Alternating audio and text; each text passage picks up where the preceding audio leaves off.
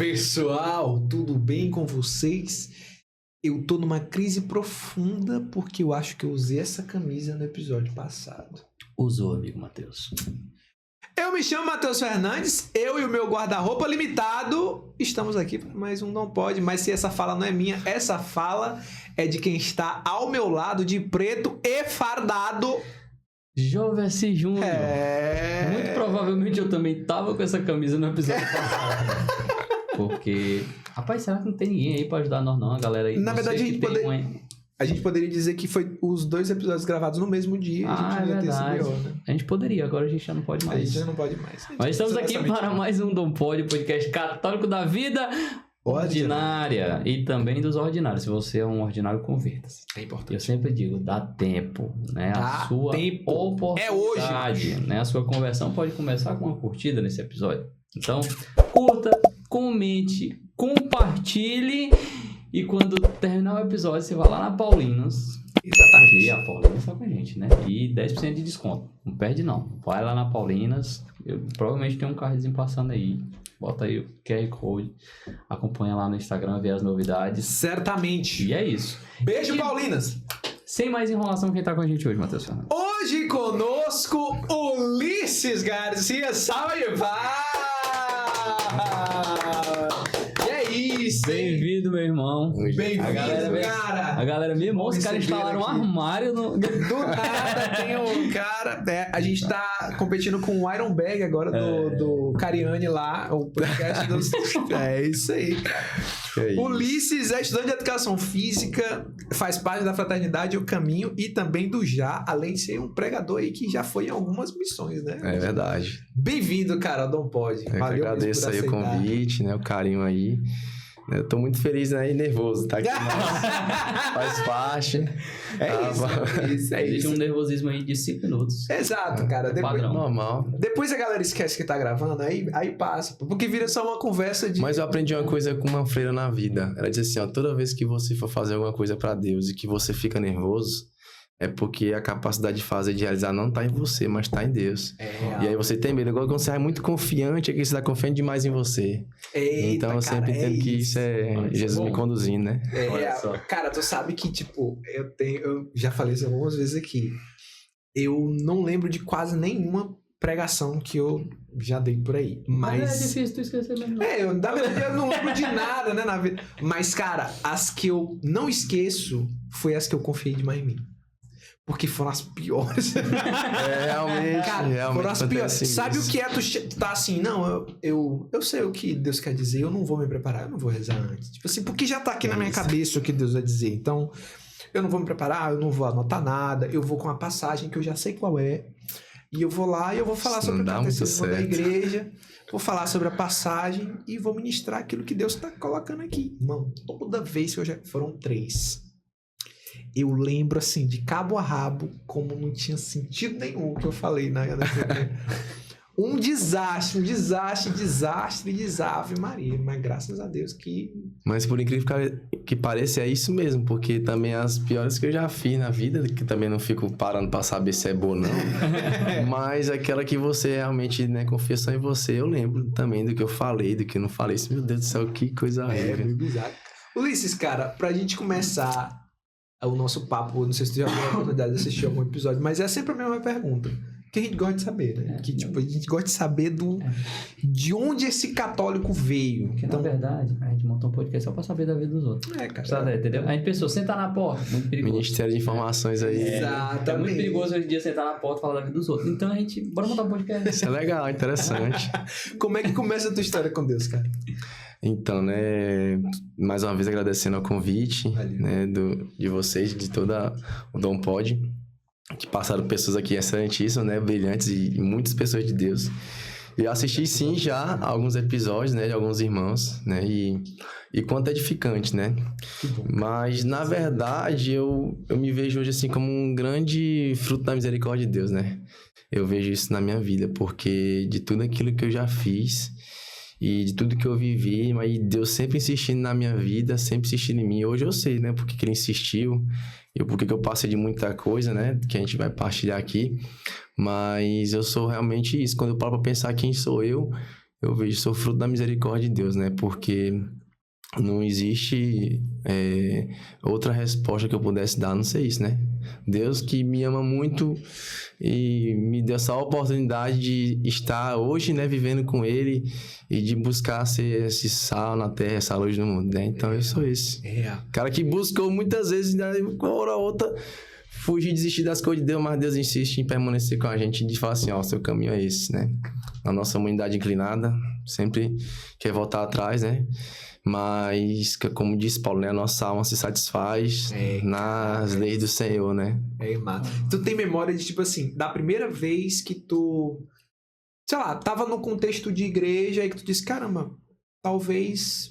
Tu já sempre acreditou em Deus a vida toda e tal? Sim, sempre. Como era que era a tua vida, tipo, antes de, tipo, cara, agora eu me decidi por Deus porque eu descobri que esse Deus me ama.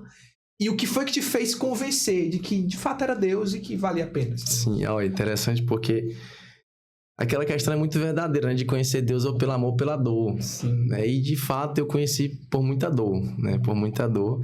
E permaneço por muita dor, né? Porque o amor de Deus ele se desmembra em duas coisas, né? No amor e na dor. Uhum. E como diz Santa Teresa, só amor é só de verdade quando dói, né? Se não doer, não é amor. Sim. Então, eu sou daqui realmente natural de Teresina. Sempre morei no Porto Alegre, minha paróquia Santíssimo Sacramento. Graças a Deus, minha família sempre esteve lá tranquila em casa. Meu pai hoje é convertido também, graças a Deus. Cara. É missionário, leigo, consagrado à fraternidade. Minha mãe também. Caraca. Ele é ministro da Eucaristia, ministro da palavra. Meu pai é uma grande conversão também, assim, depois da minha. Caraca, eu até me admiro com a dele, porque ele fez um retiro num sábado, domingo. Se converteu, mas nunca bebeu, mas nunca usou droga, mas nunca traiu minha mãe, mas nunca nada. Caraca! Foi só bastou um final de semana, uma oportunidade que ele teve, deu o tiro certo e foi. Que graça. Né? E comigo foi diferente, Deus foi insistir mais com ele, né? Mas, graças a Deus, sempre tive meus pais em casa, minha mãe, meu pai. Mas ali, a referência que eu tinha de pai, né? É o Edivaldo, né? Minha mãe é a Luísa. Né? A referência que eu tinha dele, ele sabe disso, como ele é pregador também, sai no mundo pregando aí, então eu posso falar da vida dele, né? E com propriedade, né? Porque eu estive lá em casa com ele. Se não falar, a gente traz ele aqui pra ele falar. Seria interessante. Saber da vida? Seria interessante. E a referência que eu tinha de pai, de homem, era ele, né? Mas ele também, por não ter sido tão bem cuidado e ter amado pelo meu avô, então foi vivendo uma vida totalmente desregrada, né? Ele conheceu minha mãe ali. E ele novo ainda, com 22 anos ele me tem. E com 23 anos minha irmã também nasce. Quando eles retornam para Teresina, que ele é daqui, minha mãe é do Maranhão, vem para cá, ele vive uma vida totalmente desregrada, né? O que ele não viveu quando ele era jovem solteiro, ele quis viver depois de casado. E aí isso, né, foi levando no casamento da minha família. E a referência que eu tinha de homem ser homem era aquilo, né? Beber muito, trair, sair, chegar de madrugada e sempre vendo as discussões em casa, né? E aí, muita gente tem essa referência, né, cara? Muita gente tem essa referência. E quando eu vou crescendo, eu começo a olhar para essa realidade e ver que também daria certo também ver isso aí. Porque eu acho que isso é legal, né? E eu vi ele saindo, o pessoal sempre dizendo, o cara tá se divertir, aproveitar a juventude, né? Só que graças a Deus, ali no começo da minha juventude, na minha adolescência, saindo da fase ali, né, infantil e para adolescência, eu conheci um esporte, né, chamado handball. Legal. De lá para cá, eu sempre pratico muita atividade física. Quem me conhece e me segue sabe, né? Sou até estudante de educação física. Isso com um propósito hoje, né? Não só mais para ser um educador físico negativo, né? Mas ter um propósito, a missão de Deus aí em cima aí. Mas eu ali, por estar praticando handball e ser um atleta mesmo, né? Deus foi me guiando naquele instante, né? Naquele início daquela juventude, a ficar um pouco afastado daquilo que o mundo pode ofertar, pode oferecer e nos convidar, né? A gente sabe que a juventude ela é muito movida à curiosidade. São muitas paixões. Aquele negócio todo. E quanto mais aventura, mais né, você quer ir conhecer, saber. E eu naquele instante, mas eu não posso porque eu sou atleta, eu tinha que ter o rendimento e tudo dentro da quadra. Então ali eu me privava muito, né, de ver aquela realidade ali fora de que alguns amigos do meu bairro já estavam vivendo, mas eu me privava muito, né, por causa do esporte. Então eu me via seguro nisso, né. E ali com 12 anos fiz a primeira Eucaristia, me batizei, mas depois também não andava muito na igreja. Minha mãe também não me obrigava. Lá em casa sempre quem foi mais católico foi minha mãe. E sempre eu tinha lembranças na minha mente, né? Quando eu tenho, de quem lá em casa assistia uma TV, botar uma canção nova, né? E tava assistindo ali até Moacir Jonas no tempo. Era ela. E aí eu sempre lembrava eu lembro, né? Que ela me chamava, vamos pra igreja.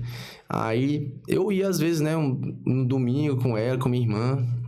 Mas não era algo assim que eu ia e nem tinha muita amizade na igreja. Não era como intenção. Não, sabe aqueles que você cresce na sua paróquia. E detalhe, a paróquia é a 150 metros da minha casa. Minha casa aqui, eu olho pra esquina, é a Santíssimo Sacramento.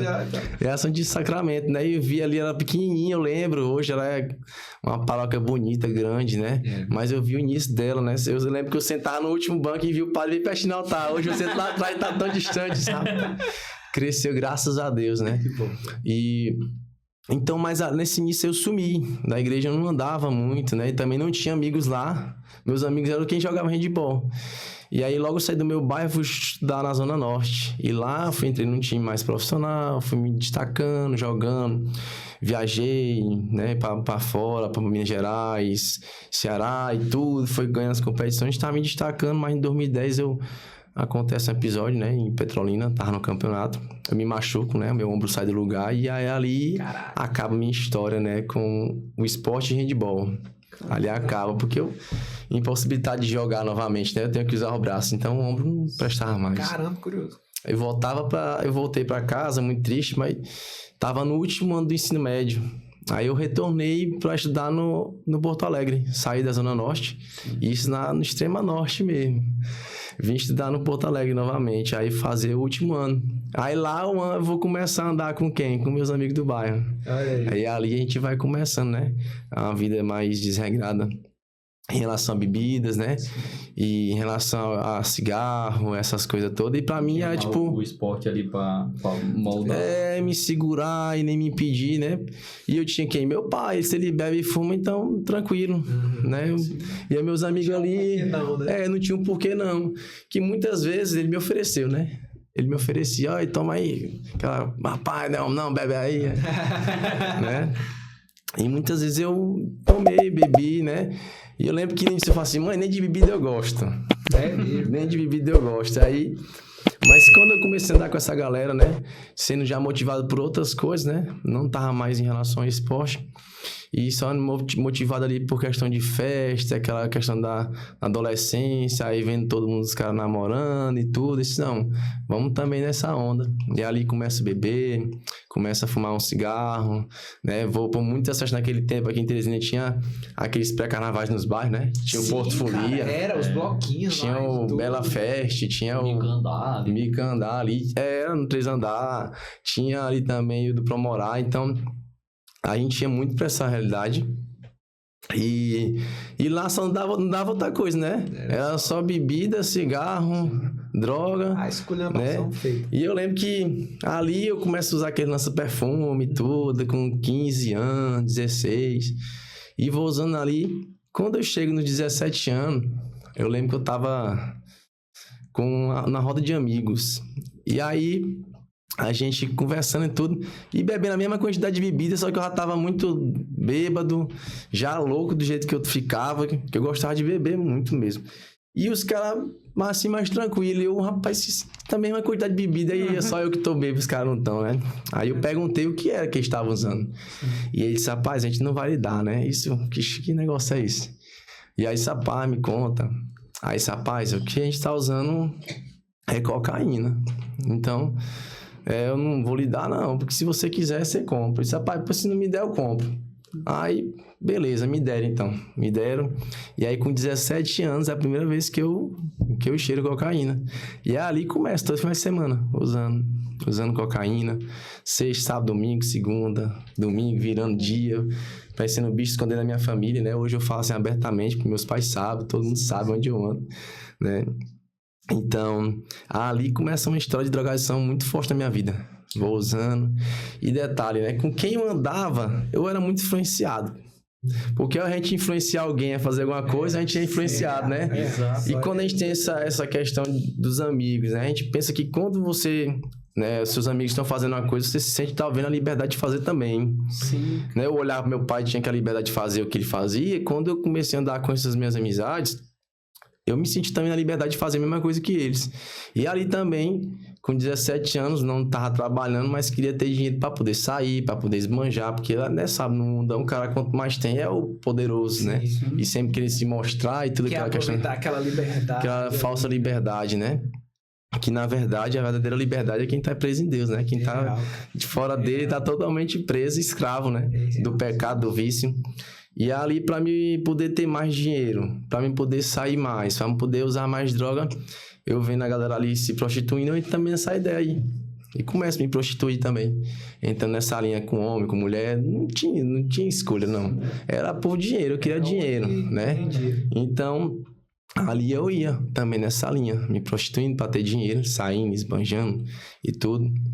E aí eu lembro que eu completo 18 anos, vou me alistar, servir. E eu queria muito servir, né? Meu pai tinha servido e eu queria muito servir. Aí eu trabalhava numa empresa, na Tabuleta. E eu lembro que nessa empresa, quando dava sexta-feira, nós fechávamos as portas e começávamos a usar muita droga. Usava muito. E aí, tipo, trabalhava só pra isso. Não fazia outra coisa da vida. Só trabalhava pra ter dinheiro, usar droga e sair, curtição e farra. O cara entrou num looping.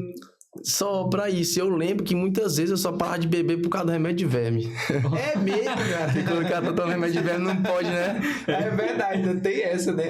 É impressionante como são algumas coisas assim que... Detalhes que Deus usa pra... Aí a pessoa tá em casa, meu filho tá todo errado. Remédio velho. Era por causa disso. E aí, eu muitas vezes falava, aquele cara que não gostava, que dizia, mas nem gosto de bebida. Hoje era o cara que já virava dias e dias, né? Dias e dias chegando em casa. Mas não era um cara tão ruim pros outros, era ruim pra mim mesmo, né? Me maltratando, né? Me escravizando cada vez mais. E... ali, ao entrar naquele tempo para me alistar com 18, eu vou servir com 19. E quando eu entro, lá dentro ou você piora ou você melhora. Sim, cara. Ou você melhora. E no caso, quando eu entrei, tinha também entrei com 240 homens, né? Sim. Ali tem gente de todo jeito. É, meu amigo. Tem gente de todo jeito. E aí eu lembro que lá dentro também tinha muitos cara, né? Muitos rapazes também que estavam servindo comigo, também que não, também viviam nessa realidade. Mas ali naquele instante eu quero seguir uma carreira aqui dentro. Por mais que seja, né, temporário, mas eu queria seguir essa carreira. E ali eu vou seguindo, né? Tentando me esforçar para ser um bom militar, um bom soldado, porque eu queria engajar, né? A gente passa o primeiro ano de reservista, né? Recruta. Dinheiro lá embaixo, né? Quase enganado. Hoje tá melhor, mas naquele tempo... Servi Segundo back? No 25. Eu fui engenheiro lá da engenharia, motorista. E aí lá eu fui sempre me esforçando, mas quando ia pra uma missão é a maior bagaceira do mundo. Se esculhambar no meio do mundo, nós viajar, quebrar tudo na cidade, chegava tudo militar, fardado, armado. Só que né? tem. Só que tem, né? Mas a gente brigava com os caras da cidade mesmo, né? Ninguém gostava da gente, porque a gente ia chegar no lugar, tomava mulher, tomava tudo. Aí ninguém gostava muito da gente, né? Mas eu fui vivendo esse ciclo dentro desse ambiente de trabalho, né? Mas sempre me esforçando. Quando tava com fardado de serviço, né? Respeitava todo mundo. E aprendi muito isso, né? Saber respeitar, saber entrar, saber sair no lugar. Mas ali, isso em 2013, eu entro. E eu lembro que, ano de 2014, em janeiro... ou engajava ou ficava em março ou ia embora em março. Então eu tava ali lutando, né, para ficar. E quando chega em janeiro de 2014, eu lá dentro do quartel, e aí eu conversando com os amigos lá e percebo algo diferente no meu pescoço. Aí eu passo assim um negócio estranho, um volume, né? E aí eu fico preocupado e vou no hospital lá dentro, tem um posto de saúde com... Tu sentiu? Foi, eu passei a mão assim e senti um volume assim, algo alto aqui desse lado de cá. E eu tava lá, e rapaz, eu perguntei pros outros militares, tava lá, pai, tem alguma coisa inchada aqui? Tem, tá inchada aí e tal. E eu não sentia nem como, só tava aqui. E eu disse, não, vou no médico aqui dentro do quartel. Fui lá dentro, o médico perguntou se eu tinha tomado algum antibiótico. Ele disse que tinha tomado, tava com a garganta inflamada um tempo e tudo. Então, vou passar aqui um remédio para ver se vai sumir. Passei o remédio, tomei um mês, mais de um mês e mais ou menos um mês e meio, e nada de sumir. E eu retorno lá, só não sumiu. O que tá acontecendo, né? Aí vamos fazer um exame. faz o exame, fura com a agulha, faz a punção e tal, mas nada, descobri. Vamos me encaminhar para um médico especialista de cabeça e pescoço. Aí eu vou para lá, isso antes de chegar em março para engajar. Aí vai passando, chegando o dia, aí sai o engajamento, eu fico lá dentro, mas sempre buscando, né? Graças a Deus eu fiquei lá dentro, consegui ficar, né, no quartel, né? Me deixaram ficar, me promoveram lá, né, de soldado recruta para mesmo efetivo. E aí, quando eu já estava lá dentro, eu comecei a fazer umas tomografias e tudo, mostrar na tomografia uns nódulos e tudo. Aí um médico sugere fazer uma biópsia. E aí faz essa biópsia, eu vou receber o resultado. A biópsia foi feita bem naquela Copa de 2014, Sim, em junho ali, né? Foi feita naquela Copa. Eu cortei aqui o pescoço, eles cortaram, tiraram um pedaço do material, foram estudar. E aí nada dizer nada. E aí teve um dia que eu fui sozinho, que disse, não, vou fazer um estudo mais avançado do material para saber o que realmente você tem, para dar um resultado, né? Mais preciso. Mais preciso. E aí eu lembro que eu fui nesse dia sozinho no hospital, buscar esse resultado. Minha mãe não pôde ir comigo, né? E quando eu chego lá, eu mostro os exames para ele, pro médico, e ele olha para mim e fala assim, rapaz, você tá com um problema de saúde bem sério. Que seu tratamento é quimioterapia e radioterapia. Caraca. Aí eu paro assim, mas quem tem isso é quem tem câncer, né? Ele disse, câncer é uma palavra muito forte para você, porque esse tratamento seu, ele é bem curável. Você tem a 80, 90% de chance de se curar. Então é algo que você, né, fazendo tratamento, o quartel, né, a instituição proporciona um plano de saúde muito bom, como você sabe, né? Então, ali você tem, né, capacidade de fazer qualquer coisa na área da saúde, porque o exército está pago, né? Sim. Então, vamos dar entrada no seu tratamento. Só que eu saio dali impactado com aquela notícia, aí eu pego os papéis e vou para o batalhão, porque eu tinha que pegar minhas coisas que estavam lá, apresentar para um médico também militar e depois ir para casa, né? Eu não podia ir logo para casa. E eu segurando aquela onda toda, aquele filme vindo na minha cabeça, aí eu chego lá no batalhão e pergunto pro tenente lá, me diga de fato o que é que eu tenho aqui. Aí você tá com câncer, você tem que fazer um tratamento com urgência, né? De linfoma de Hodgkin, é o nome do câncer. Tem um Hodgkin, tem um não Hodgkin. O meu, graças a Deus, era o mais leve, que era o de Hodgkin. E ele, você tem que... Eu vou passar seu encaminhamento pra você fazer a quimioterapia. Aí ele passou o encaminhamento e tudo. Aí eu fui buscar minhas coisas no alojamento. E essa parte é muito marcante na minha vida, né? E aonde eu passo, eu sempre conto essa história. Dessa mesma forma que eu tô falando pra vocês aqui, quem escutou minha história vai saber que é dessa forma que eu falo. Porque são fatos assim que Deus foi criando, né? E aí chego dentro do batalhão, vou pegar minhas coisas e lembro de falar com um cara lá, que era o meu comandante, o Capitão Maico. E quando eu fui falar com ele, que ele sabia que eu tava fazendo esse acompanhamento para saber o que eu tinha, eu fui lá dar o resultado para ele dizer que eu ia ficar me afastado da companhia, né? Que eu era militar, né? Debaixo do comando dele. Quando eu chego na sala dele, tinha uma mesa assim, mais ou menos desse tamanho, eu só faço colocar os resultados assim na mesa dele e começo a chorar. Porque eu não aguentei mais segurar, né? Eu tava ali com 21 anos de idade. Sim. Aquele filme veio na minha cabeça, de tudo que eu fiz e vivi até ali. Sim. Eu vendo, meu Deus, eu sei que tudo vai acabar, né? Sem fé, sem esperança, porque eu andava na igreja, mas uma vez, outra, né? E ali ele me espera me recompor, né? Do choro e tudo. E ele diz umas palavras muito marcantes que foram assim, fundamentais na minha história, na minha vida. Ele falou assim, como você é um soldado nessa instituição, você também é um soldado na vida e você vai vencer essa batalha. Então, vá para sua casa, fale com sua família, vá se cuidar, vá se tratar. E eu me levanto, pego os papéis, eu me levanto. Quando eu vou saindo na porta do gabinete dele, ele fala assim, Ulisses, você é de qual religião? E disse, eu sou católico. Capitão, eu sou católico. Ele disse, você vai precisar muito de Deus na sua vida agora. E só falou isso, e eu saí. Mas isso entrou na minha mente com uma força que você não tem noção. Porque eu só, dali, daquele instante, até chegar na minha casa, eu só pensava nisso. Que eu ia precisar muito de Deus na minha vida agora. Só era isso que vinha na minha cabeça, e mais nada. E eu fui pra missão mais difícil, que era pra dizer pra minha mãe. Que eu tinha saído de casa dizendo, não vai dar tudo certo, meu filho, não é nada, né, tão grave. Ele disse, que com fé em Deus, mãe, né? Quando eu chego, eu boto minha moto pra dentro, eu entro e vou direto pro meu quarto e sento na cama. Quando eu sento, ela já senta do meu lado chorando. Ela já sabia. Ela já sentia, pô, a mãe da gente sente as coisas, né? Ela sentou do lado chorando e eu, vendo ela chorando, eu me desespero também. Minha irmã também tava em casa, a Alice, ela começa a chorar também. E aí aquele desespero vai tomando conta do meu quarto ali, daquele ambiente, isso era de manhã. Mas nesse dia eu escutei uma voz. E essa voz dizendo no meu coração, calma, tudo vai dar certo. Lembra que eu falei pela boca do médico que você tem 80%, 90% de chance de se curar? Então é isso que vai acontecer, você tem um plano de saúde muito bom, fique alegre com isso.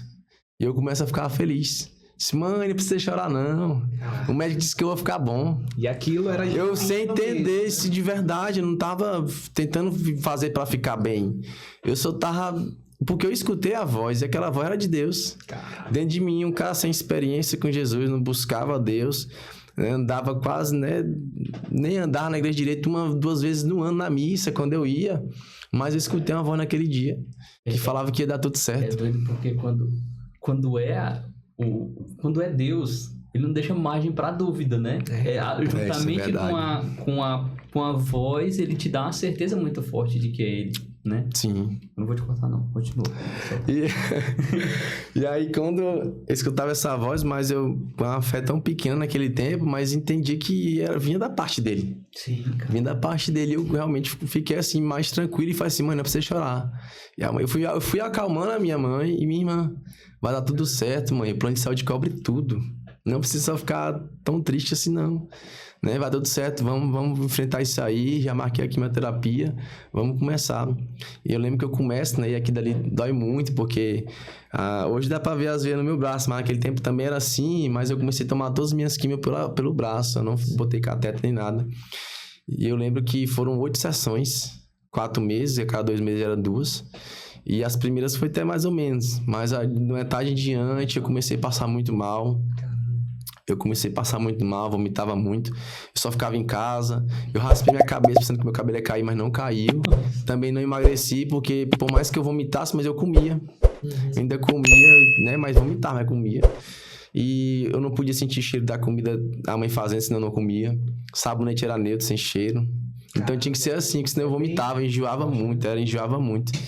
E passava muito mal de madrugada, vomitando e tudo. E nesse tempo, né, e quantas pessoas, né, falaram assim, mensagens boas pra mim, né, falaram assim, tudo certo, Deus abençoe você, vai lhe curar e tudo, né, mas tinha pessoas que também chegavam pra mim e falavam assim, cara, se fosse eu, não sei nem o que eu faria, não sei lá, cara, você me matava, você tá louco, teve gente assim, eu falei assim, cara, eu acredito muito que Deus vai me curar, eu acreditava nisso, né, que eu ia precisar dele e que ele ia me curar. E tinha uma tia minha, que ela é evangélica até hoje, ela fala assim, meu filho, Deus ali curou. Só basta você acreditar e você entender que o tratamento da quimio faz parte do processo de cura que Deus está fazendo na sua vida, né? E aí, o mais interessante, que eu vim entender o que eu vou falar agora aqui, é domingo retrasado, palestrando no EJC. Caramba! E por incrível que pareça, depois desses quase 10 anos, 9 anos. Mão, pô, não tô... Porque, assim, eu entrei uma vez dentro do quarto e eu senti tive outra experiência com Jesus. Foi 2 experiências. Essa voz no início e na metade do tratamento, eu lembro que eu me reclamava muito. Tava muito cansado e passando muito mal, de madrugada. E meu pai sempre foi motorista, né? Ele nesse tempo ele viajava muito, ficava muitos dias fora de Teresina. Então, lá em casa tinha um carro, mas quem dirigia só era eu. E às vezes eu ligava pros meus amigos que estavam no meio de uma festa, os caras, pai, vem me buscar aqui em casa, tô passando mal. E às vezes chegava os caras lá em casa mesmo, bêbado, mas bora, vou te deixar no hospital. Me deixava no hospital e depois vazava pra festa de novo. Não, pode deixar aqui, depois eu vou embora. E eu lembro desse episódio que eu me reclamava muito. E aí Deus me fez lembrar de um cara que tava pior do que eu. E eu parei de me reclamar, mas por que eu tô me reclamando se tem alguém que tá pior do que eu, né? Eu tô vindo pra casa depois da químio, ele fica no hospital mais uns 7 dias internado, então eu não devo me reclamar, né? Então eu comecei, dali eu comecei a agradecer a Deus, né? Por conseguir ainda vir pra casa depois da químio, mesmo passando mal, mas quando dava assim com 7 dias eu ficava de boa. Até vinha a outra quimioterapia que era 15 dias. E aí um dia eu tava dentro do meu quarto e conversando com uma amiga minha pelo celular e eu falo assim, cara, eu não sei o que tá acontecendo, mas eu acho que Jesus tá aqui no meu quarto. Ela, por que isso? Não, porque eu senti uma mão aqui no meu peito, estava tudo escuro dentro do quarto. Eu senti a mão no meu peito, assim, apertando, e quando aquele peso sai do meu peito, eu me sentia muito leve, e a certeza que tinha dentro de mim é que Deus estava me curando naquele momento. Jesus estava ali, ó, tocando em mim e tirando tudo. E eu chorava muito, pô, me emocionei muito. Quarto ali, dentro do quarto, de noite, minha mãe dormindo na cama dela, porque eu dormi no quarto da minha mãe nesse tempo. Porque ela sempre tava limpando todo dia, porque a imunidade baixa e tudo. Sim. E eu não podia ficar num lugar que tinha, né, que pudesse ter algum vírus, alguma coisa, para não piorar o quadro. E eu sentia isso. E aí ela chorava junto comigo, essa amiga minha, no telefone, a gente muito emocionado. E aí, passa mais uns dias, eu sempre tinha uma oração que eu fazia à noite, né? Que era o que eu lembrava de quando eu era criança. Que minha mãe tinha me ensinado, que era um Pai Nosso, uma Ave Maria. E falava assim, ó, benção Papai do Céu. E isso já é marmanjão de 20 e poucos anos. Benção Papai do Céu, benção Mãe do Céu, Mamãe do Céu. E eu falava assim, Jesus, por favor, não deixa eu morrer não. Era a minha oração, era essa, Pai Nosso, Ave Maria. Pedia benção Papai do Céu, benção Mamãe do Céu, que foi o que a minha mãe ensinou quando eu era criança. E eu falava assim, Jesus, por favor, não deixa eu morrer não. Eu pedia isso com verdade do meu coração, por favor, deixa eu morrer não. Você sabe de tantas coisas que eu quero viver, dos meus sonhos, do quanto tem coisas que eu quero realizar. E ali eu dormia, né? Só que teve um dia que, depois dessa oração, eu fui um pouco mais ousado. E eu falei assim, Jesus, se o Senhor é Deus mesmo, e se o Senhor cura como o Senhor já fez com muitas outras pessoas que eu já vi, que eu não sou de dentro da igreja, não, mas eu já vi muitas pessoas que disseram que foram curadas pelo seu nome, né? E outras histórias na Bíblia. Se o Senhor é esse Deus que cura mesmo, se o Senhor me curar, eu vou lá na igreja dizer pra todo mundo que o Senhor me curou. Caraca, olha aí. Aí eu fiz essa promessa com quem, né? Com Jesus. O dono das promessas, né? Com o cara que faz tudo, né? Cura tudo na hora que ele quiser, quando ele quiser, né? E eu me comprometi com isso, de testemunhar que ele, né, tinha me curado. E ali passa-se o tratamento da químio, vem a radioterapia, a paróquia lá, o padre no tempo rezava muito por mim, acho que era o padre Antônio Carlos no tempo. Sim. Teve o primeiro JC lá do Porto Alegre. Me chamaram, mas eu não pude ir pro primeiro, né? Tinha muitos amigos ali, vamos para JC, porque sabia da situação que eu tava enfrentando. Eles, cara, eu queria muito ir, mas não posso, né? Não posso estar onde tem muita gente, por causa da imunidade baixa. Mas no próximo que estiver eu vou. E aí, isso era em 2014, chegava 2015. E aí, eu comecei a acreditar tanto que aquilo dali ia dar certo, que Deus ia me curar, que eu lembro que em janeiro de 2015 eu vou receber o resultado, né? Eu fiz os últimos tratamentos de químio, né? As aplicações, fiz uma tomografia completa do corpo e aí eu vou receber esse resultado, né? Essa tomografia dizer no lado se eu tinha ainda câncer ou não. Sim. E ali, quando eu olho, eu vou lá no hospital receber, né? E aí, quando eu pego aquele envelope na mão com o resultado dentro, eu já tinha convicção do que tinha lá dentro, né? Eu não tinha dúvida nenhuma. Você sabe que você pega uma coisa, você sabe o que vai acontecer, era eu. Mesmo com pouquíssima fé e afastado de Deus. Mas aqueles meses ali, né? Buscando a Deus, pedindo que Ele me curasse, que Ele me ajudasse naquele momento mais difícil. Eu tinha convicção de que ele, ali dentro, né, daquele resultado, tinha uma resposta de que eu não tinha mais câncer. E eu abro aquele papel sorrindo e falo assim, ó, quando eu leio, né, paciente portador de linfoma negativo, eu falo assim, eu já sabia disso, né? Caraca. E aquela emoção vem assim no meu coração, e esse dia eu fui sozinho pra clínica. E eu saí lá muito feliz, eu cheguei em casa e falei assim, olha mãe, deu tudo certo, graças a Deus. A mãe ficou muito feliz, me abraçava, a gente chorava também, né? O mesmo choro do início, né, que era de tristeza, agora era de alegria. E passou-se os dias, aí o pessoal me convida para JC o segundo. Só que eu fico assim, aí eu lembrei, né, da promessa que eu tinha feito, de dizer para Jesus, dizer pra todo mundo da igreja que ele tinha me curado. Isso no domingo eu prometi, viu? Oh, promessa. Eu prometi de falar que ele tinha me curado, né? De dar esse testemunho na missa no domingo. Mas como é que vai, homem? A gente tinha costume de falar em microfone e ainda falou hoje, não. A missa lotada, de domingo à noite, a mais lotada que tem. A missa já não era mais pequena, a igreja Já tinha crescido a paróquia. Já era a paróquia, não era mais uma capela, né? Não era mais um centro, não, era uma igreja grande. Esse Jesus, o Senhor me curou, mas eu não vou não. Eu não Cara, vou, não. Desculpa aí. Vamos negociar aqui pra 3 pessoas. Eu falei quando era. Mas eu fiz essa negociação, só que Deus sempre tá um passo à frente da gente, né? Sempre tá um passo. Ele sabe de toda a nossa vida. Toda. Se engana a gente que pensa que ele não sabe. Né? E eu falo assim, não, Jesus, eu não vou dizer pra todo mundo ali não, mas eu vou achar uma forma de te agradecer. Eu lembrei da JC. Cara, o pessoal é um encontro de jovens com Cristo, né? Cristo é Jesus. Então eu vou lá me encontrar com ele e agradecer ele pessoalmente. Tá tudo certo. Plano perfeito. Plano perfeito, né? E realmente era plano perfeito, né? Pra mim, não sei se era tão perfeito, mas pra Deus era perfeito demais. Porque era isso que ele queria. E ali eu me inscrevo na JC e vou fazer. E eu fiz encontro, quem né, tá assistindo sabe como é que é o encontro. E naquele... Vamos contar hoje aqui. Vamos contar hoje aqui. O pessoal vai bater na gente aqui. Tem uma galera aqui. Fecha o podcast. Diocese decreta. Derruba o episódio nesse momento, cara. E ali eu tive essa oportunidade de conhecer Jesus, né? Tive de frente a frente com ele, né? Que a gente sabe que dá pra se encontrar com ele pessoalmente lá dentro. Eu não tinha essa experiência. E quando eu entro ali naquele JC, né? De tudo que tava acontecendo, eu já vinha sentindo ali a presença forte de Jesus, né? Porque realmente a JC pra mim é incrível, né? Eu amo o movimento, o encontro é perfeito.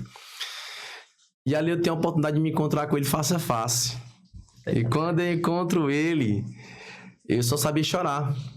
Porque dele saiu uma voz, que era assim, foi pra isso que você adoeceu e eu permiti. Foi pra que você viesse aqui hoje me conhecer e provar, não só pra me agradecer, mas pra provar do amor que eu tenho por você. Porque eu não tinha outra forma de chamar essa atenção a não ser por meio desse problema de saúde, que eu não queria. Não era vontade minha, mas foi permissão minha. Porque existe duas realidades também. A permissão de Deus e a vontade de Deus. Sim. A vontade dele pra gente é sempre boa, perfeita e agradável. Mas a permissão é nossas escolhas, né? É no livre-arbítrio. E ele viu a vida que eu levava e ele nunca se intrometeu, nunca me obrigou a vir pra ele. Mas ele me deu a oportunidade. E essa oportunidade que ele encontrou foi dentro do câncer. Né? E ali eu provo daquele amor e eu falo assim, meu Deus do céu, o que é isso, né? E eu fui impactado com aquele amor, porque eu nunca tinha sentido, nunca tinha conhecido. E eu saio da JC querendo saber mais de Jesus. E eu começo a conhecer a igreja de fato nesse tempo, em 2015, o Santo Terço, uma adoração à Eucaristia, uma missa no domingo, um grupo de jovens, e aquela coisa toda. Vou conhecendo a igreja e vou achando legal, mas o primeiro passo, sendo muito movido pela galera jovem, então aquele movimento todo, aquela coisa toda, né? O calor da emoção, o sentimento, aquela brincadeira, né, legal, dentro do JC, aquela coisa toda. Mas dentro dessa realidade toda, também sempre, né, infelizmente, ainda existe aqueles que buscam, né, sempre tá lá e cá, né? Sim, às vezes tá na igreja, mas vive ainda uma vida errada, né? O diacho do muro, de verdade. E ali, nessa realidade, eu olho e eu sem fé, eu penso, não, isso é ser jovem católico. Caramba. Ir para um domingo na missa, agradecer, rezar um texto e depois juntar todo mundo, vamos tomar uma, vamos beber, né? Vamos ficar com todo mundo. A mesma coisa toda. Só que agora acrescentando a missa do domingo. Dentro, né? Acrescentando essa prática, né? De viver ali a missa no domingo. E eu olho para tudo isso, mas só que Deus ele ia me chamando porque eu lembrava, né, do que tinha acontecido. E mesmo nessa realidade, eu tava dentro da igreja. Sim. Eu tava indo. Sim. E nesse tempo tem a participação muito importante do Marcos Felipe. Sim, inclusive. O Anderson, que foi, né, um desses caras que teve comigo lá atrás, na vida velha, totalmente velha. Nossa. Você ia falar alguma coisa? Não, eu só ia dizer porque justamente tu falava lá no início das amizades que te influenciaram pro errado, mas que os teus amigos também tiveram influência pro bem, né? Sim. E os meninos tiveram aqui o Diego Fernandes. Sim. Diego, a mãe dele não sabe ainda qual é o nome dele, nem ela. Eu acho que ela, depois que ela... Por mais íntimos, né? É negão da homilia. Olha, aí sim. Vamos sobe a hashtag. Os meninos falaram aqui justamente sobre isso, né? Sobre os teus amigos terem influência na tua conversão e de certa forma isso reverberar nos outros também, né? Até na deles, né? Porque assim, ó, eu sempre fui um cara de se dar muito bem com as pessoas, né? Eu sempre tive vários grupos. Eu nunca tive aquele grupo assim seletivo. Não, só tenho esses amigos aqui. Não, eu tinha uns amigos lá dos caras do quartel. Tinha uns amigos do tempo do handball. Tinha esses amigos do meu bairro aqui, a gente também bebia e tudo. Então, onde eu ia eu entrar num grupo de amigos. Pra mim sempre foi muito fácil fazer isso. Entrar e ser amigo de todos os grupos. Nunca fiquei com rixa assim, né? Tão grande, né? Mas já tive. Master Felipe, pronto, o Master Felipe mesmo pronto, o Master Felipe a gente não se dá, eu não me dava tão bem com ele. Não ia muito assim com a cara dele. Por questão de preconceito, mas. Na cara dele agora. Eu amo ele, é meu irmão do coração. Fizeram as frases neste podcast. É, meu irmão do meu coração ali. É um irmão ali muito mais do que sangue, né? E ali, nessa vida velha, a gente se conheceu e saía aquela coisa toda. Ele contou, acho que um pouco da realidade dele aqui, né? Mas também quem conhece ele sabe. Caramba. Que ele também partilha muito o testemunho dele. E ali dentro do JC, da igreja ali, eu fazendo minhas escolhas. O erro nunca tá no movimento. Nunca teve no movimento. Nunca. Isso. O erro nunca tá na igreja. Tá nas nossas escolhas. As pessoas confundem isso. Né? De que o erro é porque o movimento X, Y, não, o erro tá nas pessoas que não buscam a verdadeira vida com Deus. Querer assumir a própria responsabilidade das escolhas. Isso, né? Mas ali naquela realidade eu vou vivendo toda essa vida desregrada, né? Dentro ali, eu buscando, mas vivendo o errado. Perdão. Eu buscando ali alguma coisa com Deus, a conhecer, participando da missa, só que era muito limitado o meu ser de Cristo, ser católico, né? É isso, eu viver vou pra missa no domingo, mas sábado tô na festa, sexta tô bebendo, tô usando droga de novo, aquela coisa toda. E eu lembro que depois de JC, eu pergunto pro médico se eu posso voltar a beber. Ele disse, você tá curado. Pra que ele disse isso, né? Pra quem é um viciado... Pra quem é viciado, né? Que nem eu era um alcoólatra independente químico, porque os caras dizem, porque só os finais de semana é dependente químico. Não tem como. Qualquer pessoa que tenta deixar uma coisa, ela não consegue, ela depende daquilo dali, né? Então eu era esse cara drogado, dependente químico e alcoólatra, né? E ali eu volto a essa realidade toda, novamente. Depois de curar, depois de ser experiência com Jesus e tudo... Né, por aquela influência toda que eu olhava e não, isso é o certo, a ser jovem é assim, curtir a vida. E aí eu lembro, né, que um cara passou um mês me chamando pro resgate, e aí entra a história da fraternidade na minha vida. Olha só, né? Porque Deus, ele sempre foi me livrando, assim, sempre tentando detalhar a minha vida, né? Enquanto eu tava no mundão, quantas vezes eu não cheguei perto de morrer e Deus me salvou. Coisa ali que... Quantas vezes eu não dormi no volante de um carro bêbado. Caramba. E acordava do outro lado da BR com a carreta buzinando pra me sair da contramão. Foram várias vezes. Caramba. Dormi e quase entrar debaixo da carreta e Deus me acordar antes pra poder tirar o carro. Então, isso é tanta coisa que eu já vivi assim... Sem Deus, mas que Deus estava presente, que dá uma história muito grande, um livro. E ali, naquela realidade, o cara foi, rapaz, bora fazer um encontro. Eu disse, cara, não quero, já tô na igreja, já vou no domingo lá, mas eu gosto da minha farra, da minha droga, de ficar com quem eu quero, então, não preciso não. Já tô na igreja já, porque eu quero mais encontros. Vamos. Só não vou. Aí eu fui pra uma roda de amigos beber. Nessa roda tava Marcos Felipe, tava o antes. Tava Diego, acho que no tempo também. E todo mundo ali naquela roda, né? E a gente começa a falar assim, Ulisses, vai ter um resgate que tu vai fazer, que é o retiro, né? Da Fraternidade Caminho. Esse de primeiro encontro, primeiro amor, né? O barato é louco, realmente. E disse, não vou fazer não. Me convidaram, mas eu não vou fazer não. Aí os meninos falam assim, cara, vamos fazer, todo mundo aqui vai. Aí depois, pronto, fechou. Aí eu mandei mensagem pro cara que passou um mês me chamando. Olha, vem minha inscrição que agora eu vou. A galera ia... então eu vou só por causa dos caras, né? Eu vou só por causa dos caras da brincadeira, né? Isso é os caras que andam comigo na igreja também, na bagaceira. Então vamos lá, pra um encontro desse. Ainda bem que os teus amigos te influenciam. Não é? Influenciável, isso é bom. E ali eu vou pra esse encontro. Chego lá com ele com essa intenção de ver aquela coisa toda, não de estar aí bagunçando no retiro, mas de viver aquela brincadeira com resenha, não sei o que. E ali, quando eu tô ali dentro do retiro do resgate, Deus mostra muito aquilo que eu tava fazendo, jogando toda a minha vida que Ele tinha me dado, aquela oportunidade no lixo. E eu dou de cara com essa realidade de tá regressando na minha vida, né? Deus tem me dado a oportunidade de viver de novo e eu ali naquele instante jogando tudo pro alto. E eu olho para aquilo ali, para aquele momento, para as várias orações, né, que tiveram, os momentos de pregações, de testemunho. Eu olho e vejo o quanto eu estava errado, mas só que na hora de abdicar, de entregar a vida para Deus, eu não conseguia.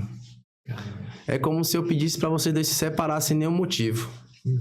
Mateus, ó, se separa dele porque, né, não quero. Como se não tem um motivo por que você se separar dele, deixar de fazer um programa desse ou deixar de andar com ele? É a mesma coisa que eu senti quando Deus me pedia para abandonar o pecado. Porque ainda não entendi o porquê que ele queria que eu abandonasse. Eu disse, por quê? Mas eu gosto, não vou abandonar.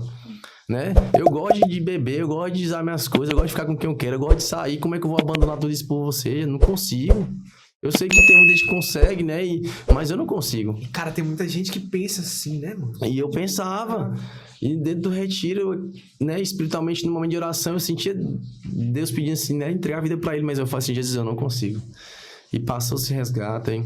No outro final de semana, aí Jesus começou a insistir mais ainda em mim, sabe? No outro final de semana, que era um pós-resgate, eu tava dentro de um acampamento da Renovação Carismática. Mais 3 dias de retiro.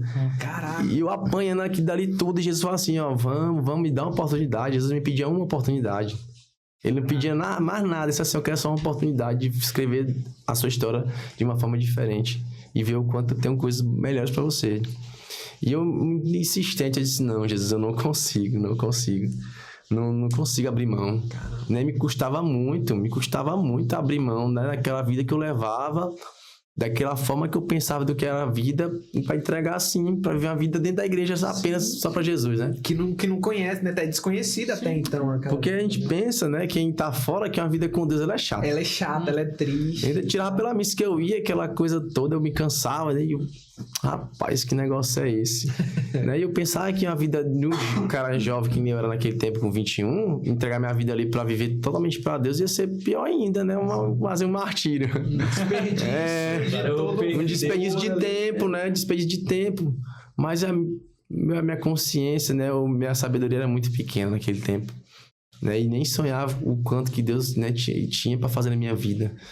Só que eu falei, Jesus, daí não consigo. E aí se passava isso, aí veio os acampamentos da Renovação Carismática aqui, o ZENF, encontro regional, encontro estadual, encontro nacional. E eu pino para aqui dali, ó. E esses meus amigos foram indo comigo. Marcos Felipe, o Anderson, apareceu o Felipe Soares, que hoje é PM do Tocantins. Sim, conheci. O Lucas, né, o Diego Fernando. Não. Fernandes. Diga o nome dele. Negão da Homilia. Negão da Homilia. Aí vem em seguida o Dalmo também, que tá na Shalom hoje, o Diógenes, irmão do Diego. A gente foi se ajudando.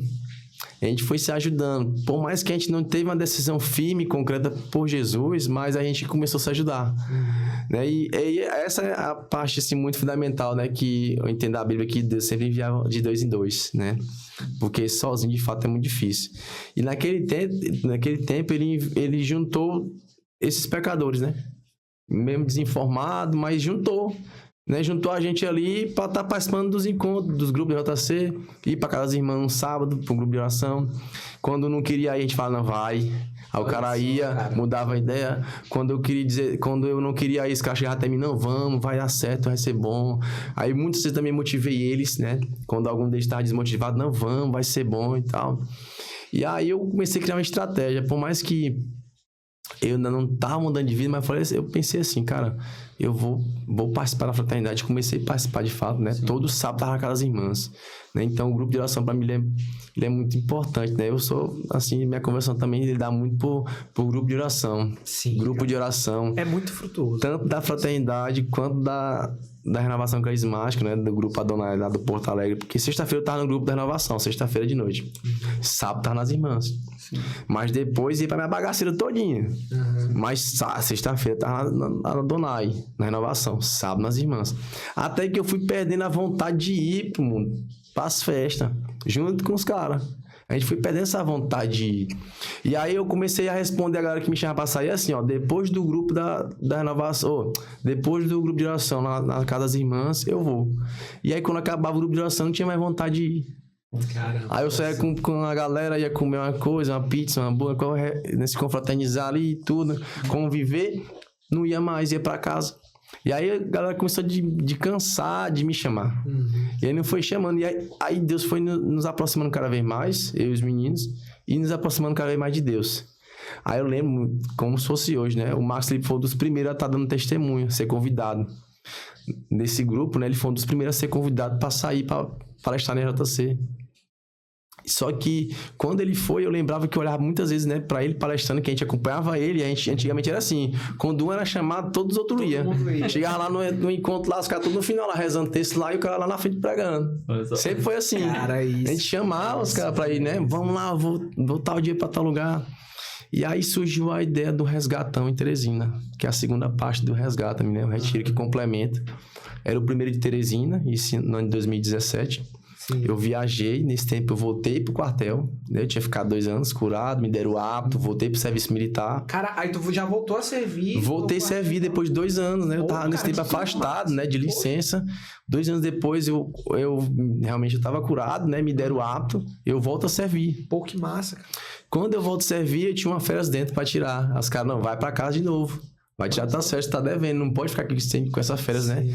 Aí eu volto, acabei de entrar, passei um dia trabalhando, no outro tarde de férias. Sujou nem a farda. Sujou nem a farda. Aí eu peguei essas férias, fui pra São Paulo, conheci uns parentes meus em São Paulo, que eu nunca tinha ido lá, em 2017. Eu lembro que eu vou, e eu tava gostando muito de estar lá, de conhecer meus parentes, daí... E aí um detalhe, né? A gente tava lá todo de bebendo, que o pessoal gosta de beber. E nós bebendo todo dia. E meus parentes estavam falando assim pra mim, falavam, né? Vamos fica os 30 dias aqui em São Paulo. Eu disse, não posso, né? Porque eu tenho um compromisso com Jesus aí. Um compromisso ali. Porque eu tinha que fazer o resgatão, que ia ser no meio das minhas férias. Caramba. Aí eu falei assim, não, tia, não dá pra ficar. Eu tenho que voltar pra Teresina, porque eu marquei um compromisso lá na igreja, de um retiro, eu tenho que ir. Eu queria muito ficar lá, mas tem umas que tá me incomodando muito. Eu disse, não, eu tenho que voltar. Eu queria muito ficar, mas eu tenho que voltar. E ali, eu volto. Com 15 dias que eu tava em São Paulo, eu volto pra Teresina pra fazer o resgatão. Cheguei aqui na sexta, o resgatão era no sábado. E eu entro no resgatão. Cara, quando eu entro no resgatão, Jesus vem assim muito forte na minha vida.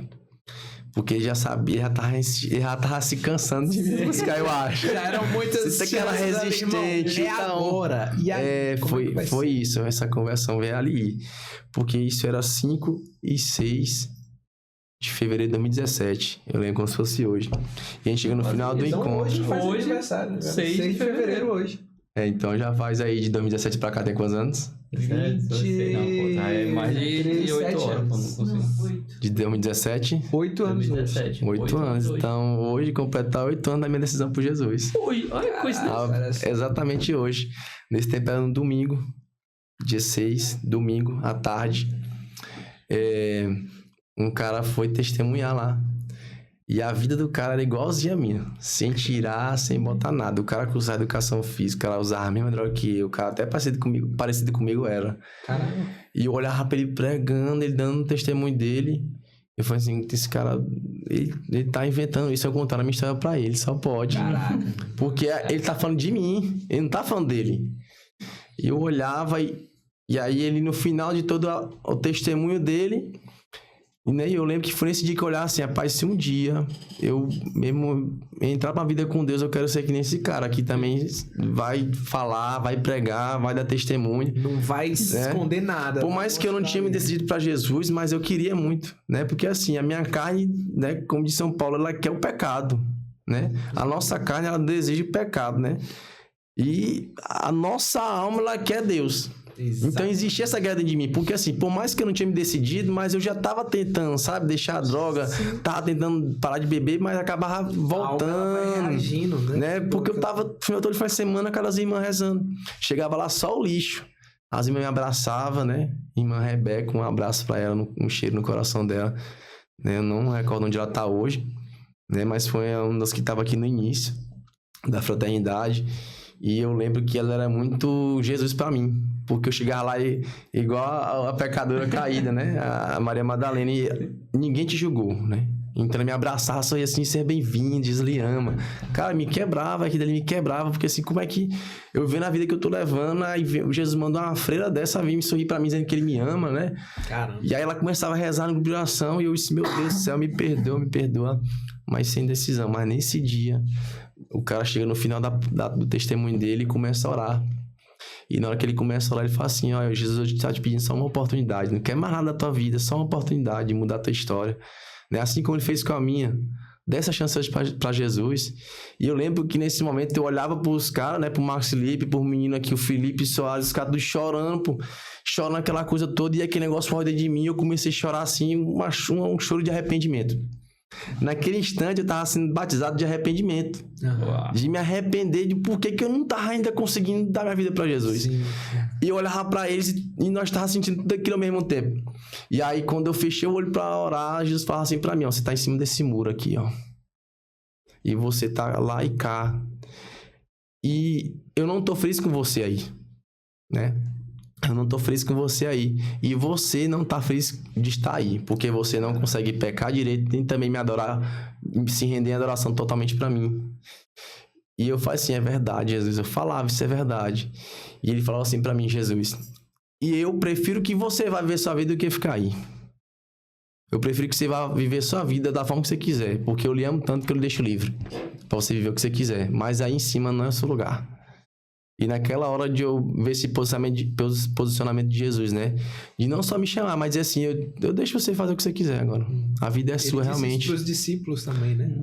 Vocês também não querem ir com eles? Verdade. Duras, né? Palavras duras. Ele disse essa palavra dura pra mim, porque era só misericórdia, só amor. Mas nesse dia ele foi um pouco mais duro comigo. Ele falou assim, eu deixo você ir viver. E nesse dia, quando eu me senti nessa liberdade, né? De poder voltar, eu olhei pra minha história até ali e falei assim, Jesus, não vale a pena. Né? Eu sei a depressão que eu tinha de viver uma vida sem o Senhor. E o quanto eu já vivi e experimentei nesses tempos, né? De quase ali essa caminhada de 1 ano e pouco com ele. O quanto eu senti alegria de verdade. Tinha pessoas de verdade do meu lado, amigos de verdade, que rezavam por mim, que queriam meu bem, que, sabe? Cara, que me amava. E isso é muito verdade. Tipo assim, eu não sei quantas pessoas que vão estar em cima do muro vão estar assistindo esse episódio, né? Mas é uma coisa que a gente de fato pensa no começo, de que assim, poxa, não vai ter como superar uma alegria como, por exemplo, um carnaval. O cara pensa, meu irmão, isso aqui, esses 3 dias no carnaval é um negócio que nada vai se igualar na vida. E quantos eu fui, né? Quantos carnaval eu fui. Exato. E depois que a gente tem uma experiência com Deus, ela é de uma alegria, cara, que ela bota todas essas num lugar que, tipo assim, é completamente desprezível. Embora exista essa batalha real. Que, tipo assim, poxa, a gente quer largar, quer se ver livre do pecado, quer viver uma vida com Deus, mas existe essa guerra, né? Existe. E a nossa alma, ela reconhece, cara, a tua verdadeira alegria é aqui com Deus. Tu já experimentou. Imagina uma vida disso aqui. É um negócio muito completo, né? É um negócio pleno. Não é nada uma superficial, não é pela metade, e é completo e não passa. Tipo, fica ali e não passa não, por mais o gosto pelo outro, pelo mundo, pela festa, pelo carnaval e tudo. Exista, é diferente. Sabe por que a Bíblia diz assim, ó? Existe uma alegria que é a alegria da salvação. E Davi, quando ele vai rezar, orar, né? Depois que ele comete aquele pecado com Betsabé, né? Por ter ficado com a mulher de Urias. Ele fala no Salmo 50, né? Senhor, pode tirar tudo de mim, menos a alegria da salvação. Entendeu? Porque no mundo existe alegrias, mas não da salvação. Alegrias passageiras, né? Ilusórias. Mas a alegria que perdura é a alegria de você entender que você é salvo, porque ele morreu e entregou a vida dele por nós. Né? E tinha uma freira aqui em Teresina, junto com a irmã Rebeca, a irmã Betânia, que eu acho que ela tá hoje em Portugal, na França, não lembro. E ela fala assim, ó, pra você ser herói, só precisa morrer uma vez. Mas pra você ser santo, tem que morrer todo dia. E aquilo dali pegava, sabe, na minha alma. Você tem que morrer todo dia. Pra ser herói só precisa uma vez. Salvou alguém, pronto, ser herói. Mas pra ser santo, é todo dia, né? Todo dia. E isso vai marcando a minha história, né? Vai marcando a minha história. E aí, nesse dia, eu falo assim, Jesus, nesse dia do resgatão, nessa tarde, né? Eu, naquele momento de oração, eu falo assim, Jesus, hoje eu quero dar uma oportunidade pro Senhor. Caiu na besteira. Caí no golpe. Jesus foi meu ponto fraco naquele dia. Porque eu falo assim, Jesus, tá bom, já que o Senhor tudo me pede isso, e eu sei como é que é uma vida sem o Senhor, e essa pouca alegria que eu tive com o Senhor, eu sei que é muito bom e foi verdadeiro. Eu quero te dar uma oportunidade de o Senhor mudar a minha história. Você pode escrever a partir de agora. Embora, né, a gente muitas vezes pega essa caneta da nossa história de novo, outras vezes, quando a gente cai, quando a gente peca. Mas naquele instante, eu falo assim, Jesus, hoje eu quero dessa oportunidade de o Senhor entrar na minha vida de acordo com o que o Senhor quer fazer. E ali, eu nasci de novo, né? Naquele dia eu nasci de novo. Caramba. E eu começo essa história com Jesus. Vou entrando na igreja, vou entrando na fraternidade, vou servindo nos muitos ministérios que tem por lá, teatro, pregação, né? E aí eu vou me envolvendo, vou gostando aqui dali tudo. Só que aí Deus começa a pedir mais. Mas eu além de estar vivendo tudo aqui dali, por conhecer a realidade missionária da comunidade, né? Porque ali, a minha conversão se deu dentro de uma comunidade católica. Sim. Né? Eu entendo muito assim que Deus quis que eu estivesse ali, né? Para viver em comunidade, porque eu sempre gostei de estar em turma. Nunca gostei de ficar sozinho. Para mim sempre foi difícil ficar só. Em casa sozinho, num lugar sozinho, sair sozinho. Nunca gostei. Hoje eu aprendi, né? Hoje eu aprendi e é importante. Você ficar sozinho, você meditar, você ser mais silencioso. Hoje eu entendi isso, o quanto é importante, ainda mais pra mim que sou sanguíneo, né? Mas eu também não posso parar só nisso. Tenho que conviver, tenho que me doar, tenho que amar, tenho que ser amado.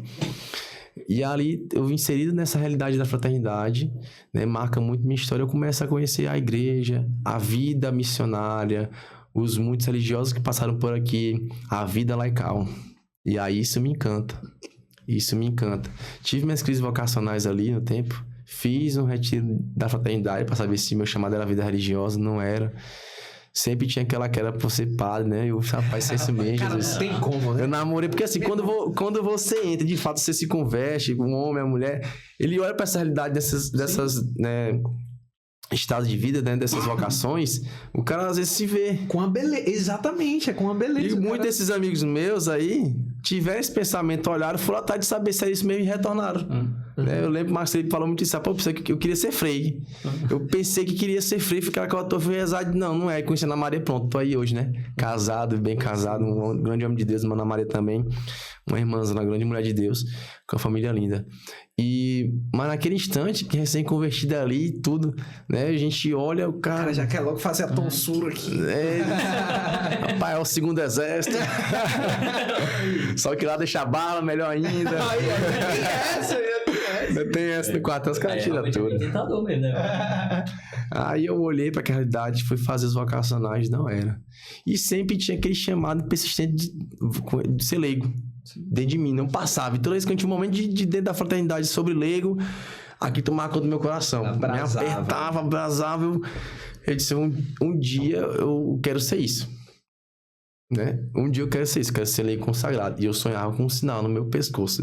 Não para estar mostrando, mas como um sinal de que eu consegui ser um consagrado dele. Consegui ser um consagrado dele. Só que também, em contrapartida, eu nunca fiz vocação na fraternidade naquele tempo. Existia o ID, que é o retiro vocacional da fraternidade, a vida laical. Saiu o ID, o pessoal me chamava e disse, não vou. Por mais que eu amasse muito essa ideia de ser leigo, mas eu já sabia que naquele instante Deus não me queria ali. Era impressionante, né? Tu tava servindo já como discernimento. Não é agora que Deus me chama. Não era tipo... E também assim, eu acho que Deus vai me mostrar meu carisma. Ah, isso aqui. Sabe? Tipo, ainda tava naquele discernimento de carisma mesmo. Eu falo assim, ainda tem alguma coisa a mais, né? Ainda tem, né? Deus ainda quer mais alguma coisa. O lugar de ser consagrado. Sim. Aí eu lembro que eu sempre fui assim, pentecostal, eu gosto do fogo. Né? E quem nasce através disso, porque Jesus insistiu muito em mim, eu lembro nos muitos momentos efusivos, né? A comunidade, né? Bem carismática, aquela coisa toda, eu me encantava com isso, né? Eu lembro que no início, você vai muito movido pelo fogo todo, né? Mas existe um fogo maduro, né? Sim, real. Existe um fogo que não é maduro, existe um fogo maduro, consciente, né? real, De ser vivida a cada momento. E a gente percebe, com o passar do tempo, a gente aí vai ganhando maturidade de idade mesmo, né? A gente vai percebendo que tem as fases do fogo. Sim. Tem o fogo alto, tem depois só o fogo baixo, aí depois a gente percebe que tem brasa queimando, mas tudo é fogo.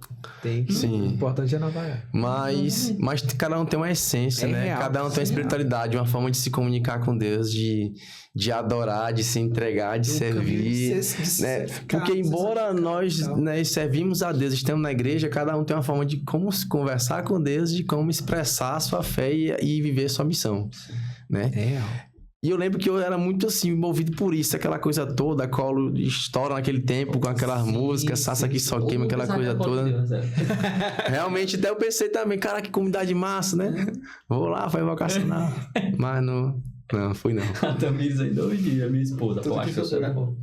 Tá ótimo. Só conhece aí, né? Só sabe se for. É verdade, tem que Não, e fazer. ela ainda foi. Eu fui movido a isso, a curiosidade, porque eu tive curiosidade de se era freio ou não. Fui lá fazer o retiro pra saber se era minha vocação era religiosa. Não era. Queria ser padre naquele tempo, namorava no tempo.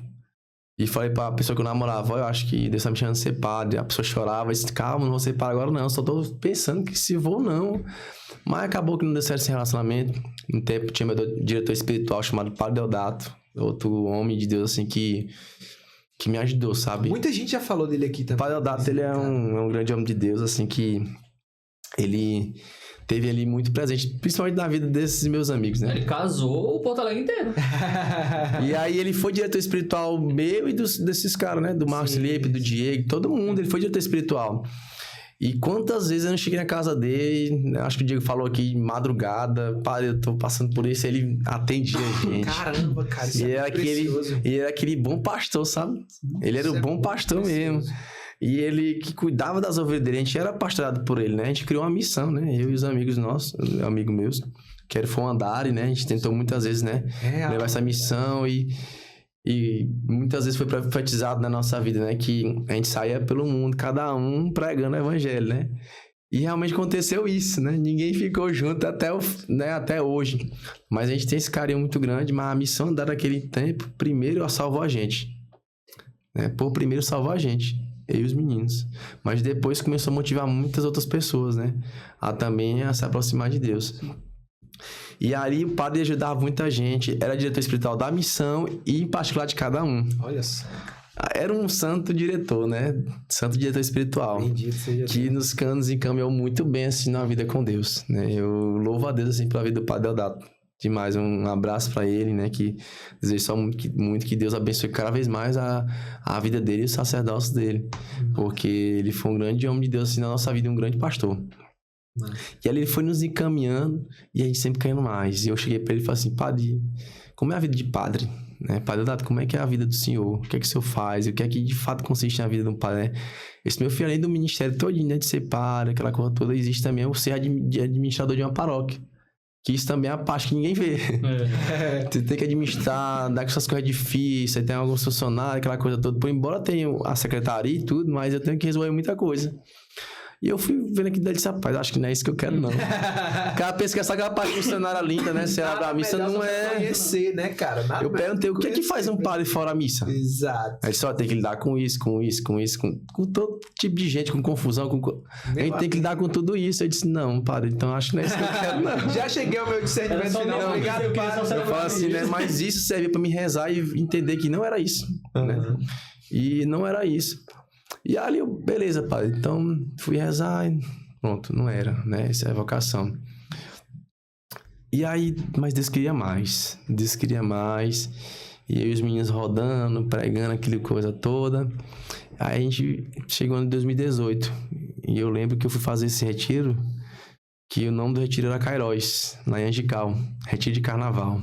Foi eu, Diego, Marcos Felipe, todo mundo, a fraternidade todinha foi servir lá. Lá tava também a fraternidade Maria Mãe de Deus servindo. Sim, sim. Então, veio uns dois fundadores de comunidade lá de São Paulo. Um foi o Laércio, da Discípulo Domini, e o Sérgio, da Ergueivos, lá de São Paulo. Dois fundadores, né? Que viraram amigo nosso também, no tempo. E eles vieram pregar esse retiro, né? E aí ele se aproximou da gente, desse grupo. Aí a gente falou da missão pra ele e tudo. E aí profetizou muita coisa nas nossas vidas, né? E aí esse retiro todo de carnaval 2018 me levou a entender que Deus estava me chamando pra algo bem maior. Porque sempre, todo mundo que vinha orar por mim, colocava a mão na minha cabeça, começava a profetizar, era falar que eu ia anunciar, que eu ia pregar, que eu ia rodar, que eu ia sair da minha cidade.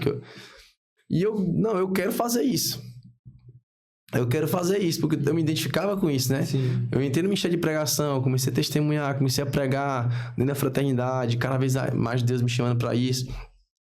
E eu falei assim, não, eu quero viver isso. E todo mundo que vinha rezar por mim, Deus falava pela mesma boca de todo mundo, a mesma coisa. Ia se confirmando. Ia se confirmando, né, de que era esse chamado que ele queria pra mim, né? De uma vida missionária, anunciar a palavra, viajar, ir pra um lado, pra outro. E eu sempre fui muito desapegado, nunca fui tão apegado, sabe, com a família. Embora eu amo muito eles, demais. Sim. Mas nunca tive aquele apego, sabe? Lá em casa eu acho que todo mundo é sanguíneo, assim, né? Todo mundo assim, meu pai tem aquele sentimento forte, minha mãe também, mas, né? A gente nunca teve aquela família que é sempre bem juntinha, sim, sabe? Da necessidade de estar sempre... não tem aquele bem afetuoso, não, nunca foi. A gente se ama, tá ali cada um, aí mãe, eu vou indo, tchau, entendeu? Aquela coisa toda, não tem aquele apego todo, não, só vou se a minha mãe for. Não teve, né? Então... Quando Deus me chamava ali naquele retiro de 2018, no retiro de Carnaval Cairóis, né? Deus fala assim, eu quero que você vá a águas mais profundas, né? Eu quero que você me dê uma parte da sua vida. Caramba. Eu falei, isso é sério, Jesus, né? Eu naquele tempo estudava educação física, trabalhando, estagiando, como eu faço isso hoje. E eu olhava, então, tá bom, Jesus, eu tô aqui pro que o Senhor quiser, né? Então, vamos embora. Aí, se eu quero, eu também quero, porque a sua vontade pra mim sempre era melhor do que a minha. Então, eu tô aqui pra viver. E ali, Deus fala assim, eu quero que você seja um viva totalmente pra mim. Mas então, eu vou viver totalmente pro Senhor, eu quero ser missionário, então. Quero dar minha vida, eu quero sair pregando, quero viver da missão. Eu chego em 2018 em casa, falo assim, mãe, Jesus me chamou pra ser missionário. Vim só pegar minhas coisas, mãe, viu? Abração, tamo indo. Eu quero minhas coisas. Eu vou trancar a faculdade, eu vou sair dos estágios e vou ver isso. Ah, mãe, você tem certeza? Eu disse, tenho, mãe. Aí, então, que Deus abençoe você. Caraca. Só que naquele instante eu saio do estágio, sai dos estágios da faculdade, sai de tudo, mas eu vou missionar onde? Não tinha lugar, não. Ah, tu não tinha ainda? Não, Deus só me chamou. Caraca, e tu pegou a mochilinha. Eu tava só na fraternidade, eu tava ali. Eu tava na fraternidade, né, conhecendo ali a fraternidade, eu tava ali na fraternidade servindo, nem leigo eu era. Mas eu tava lá dentro e lá eu tinha uma ideia de que... Eu sabia que lá dentro, né, lá dentro tinha, né, uma chamada aliança, era uma aliança missionária, né? Sim. Lá dentro existia isso. Não sei se era esse nome no tempo, mas era o cara que se consagrava, virava um leigo missionário. E aí lá, eu queria viver isso. Eu disse, não, vou viver isso. Aí quando eu falei pra mãe, beleza, né? Tranquilo, se é isso que você quer. Cheguei na casa dos freios e falar com os freios. Eu falei, como é que é essa realidade, né? De ser um leigo missionário. Aí ele fala... filho, é o seguinte, né? No momento, a comunidade tá fechada para isso, porque a gente tá organizando tudo isso. Então, não tem como a gente mandar ninguém lá para São Paulo para poder fazer os estudos. Tinha uma preparação, né? De estudar, de se preparar para depois sair para pregar e ver a missão. Cara, isso é importante porque, às vezes, as pessoas de fora, elas olham para as comunidades, as fraternidades e veem que, tipo, essa galera vai para um retiro e, de repente, quer sair de tudo, largar tudo e vai viver no mundo. Mas os institutos, né, as fundações, eles têm uma responsabilidade muito grande, né?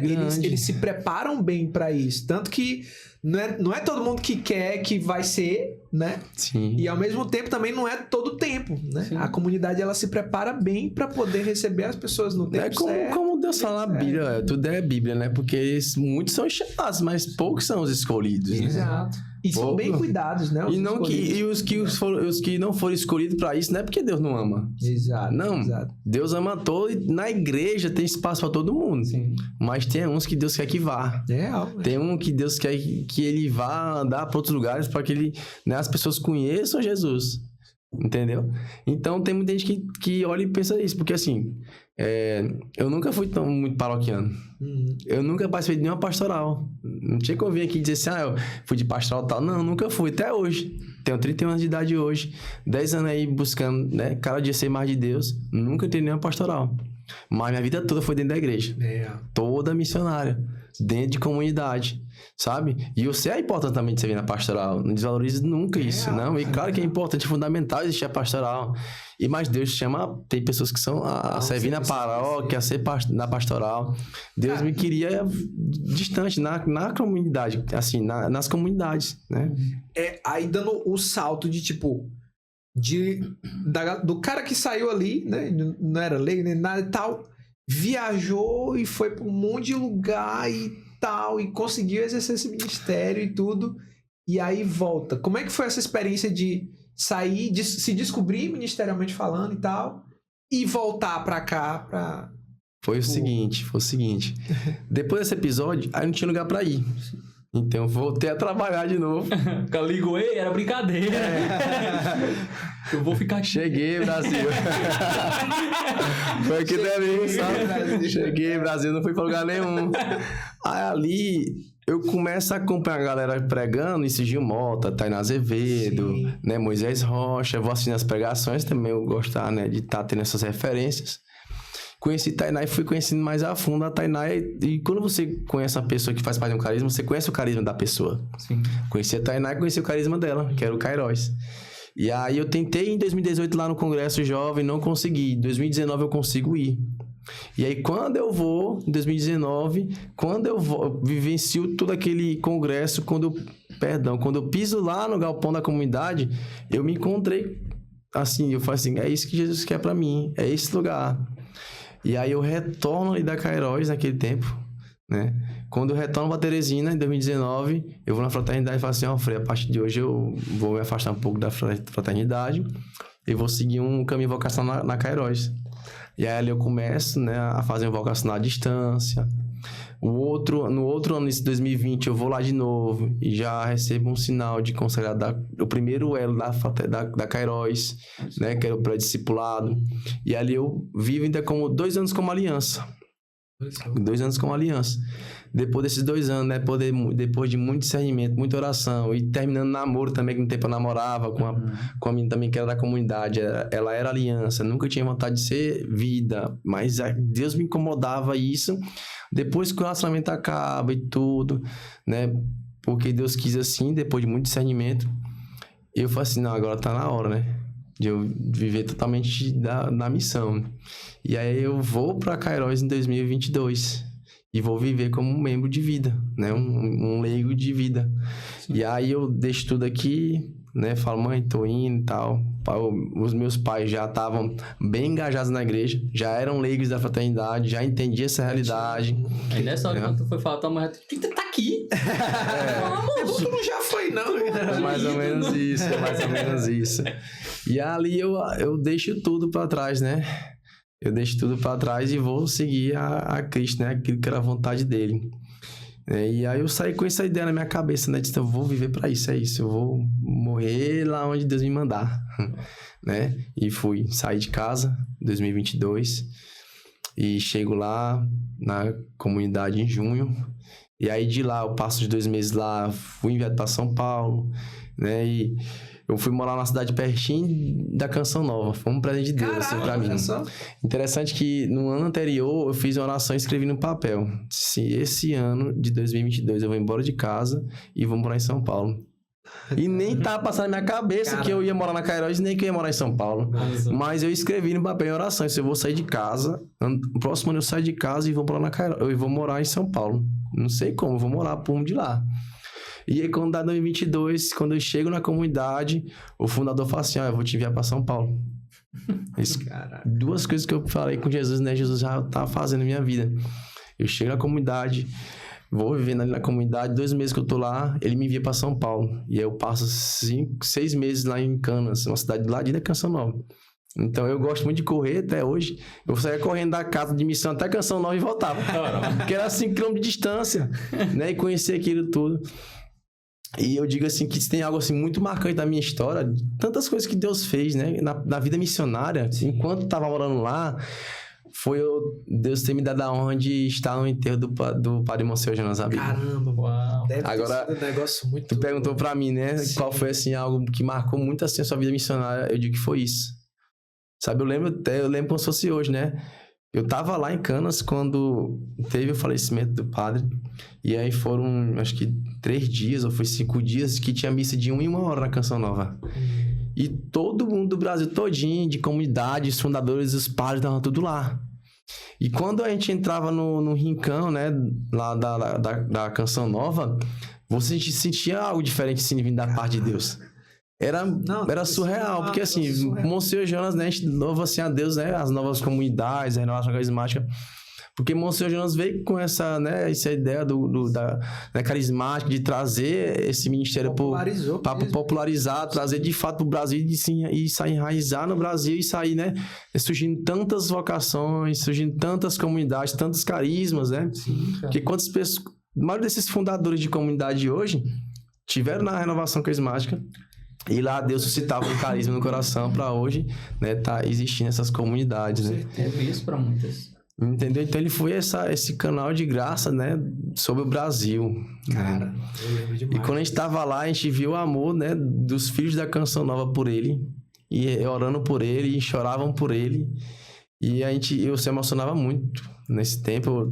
Eu ia lá, eu participava da missa e aquela coisa toda, mas sentindo uma paz, né? Tipo assim, entendendo que um grande homem, muito importante para a nossa história da igreja no Brasil, né, e história carismática, né, tinha cumprido ali, né, de fato a missão dele.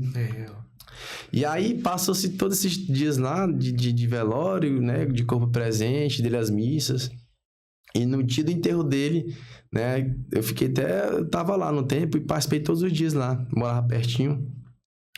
E quando fizeram a caminhada, né, com o caixão dele, saindo lá de dentro do Santuário Pai das Misericórdias, né? Que a última missa foi lá.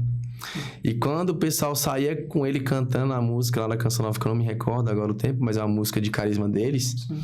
E aquela emoção tomava conta de todo mundo, aquele sentimento, né? Mas uma paz tão grande. E você sentia que Deus estava ali no meio, sabe? E aquela emoção, o Espírito Santo tomava conta do nosso coração e de dar uma felicidade muito grande. Isso marcou muito minha história.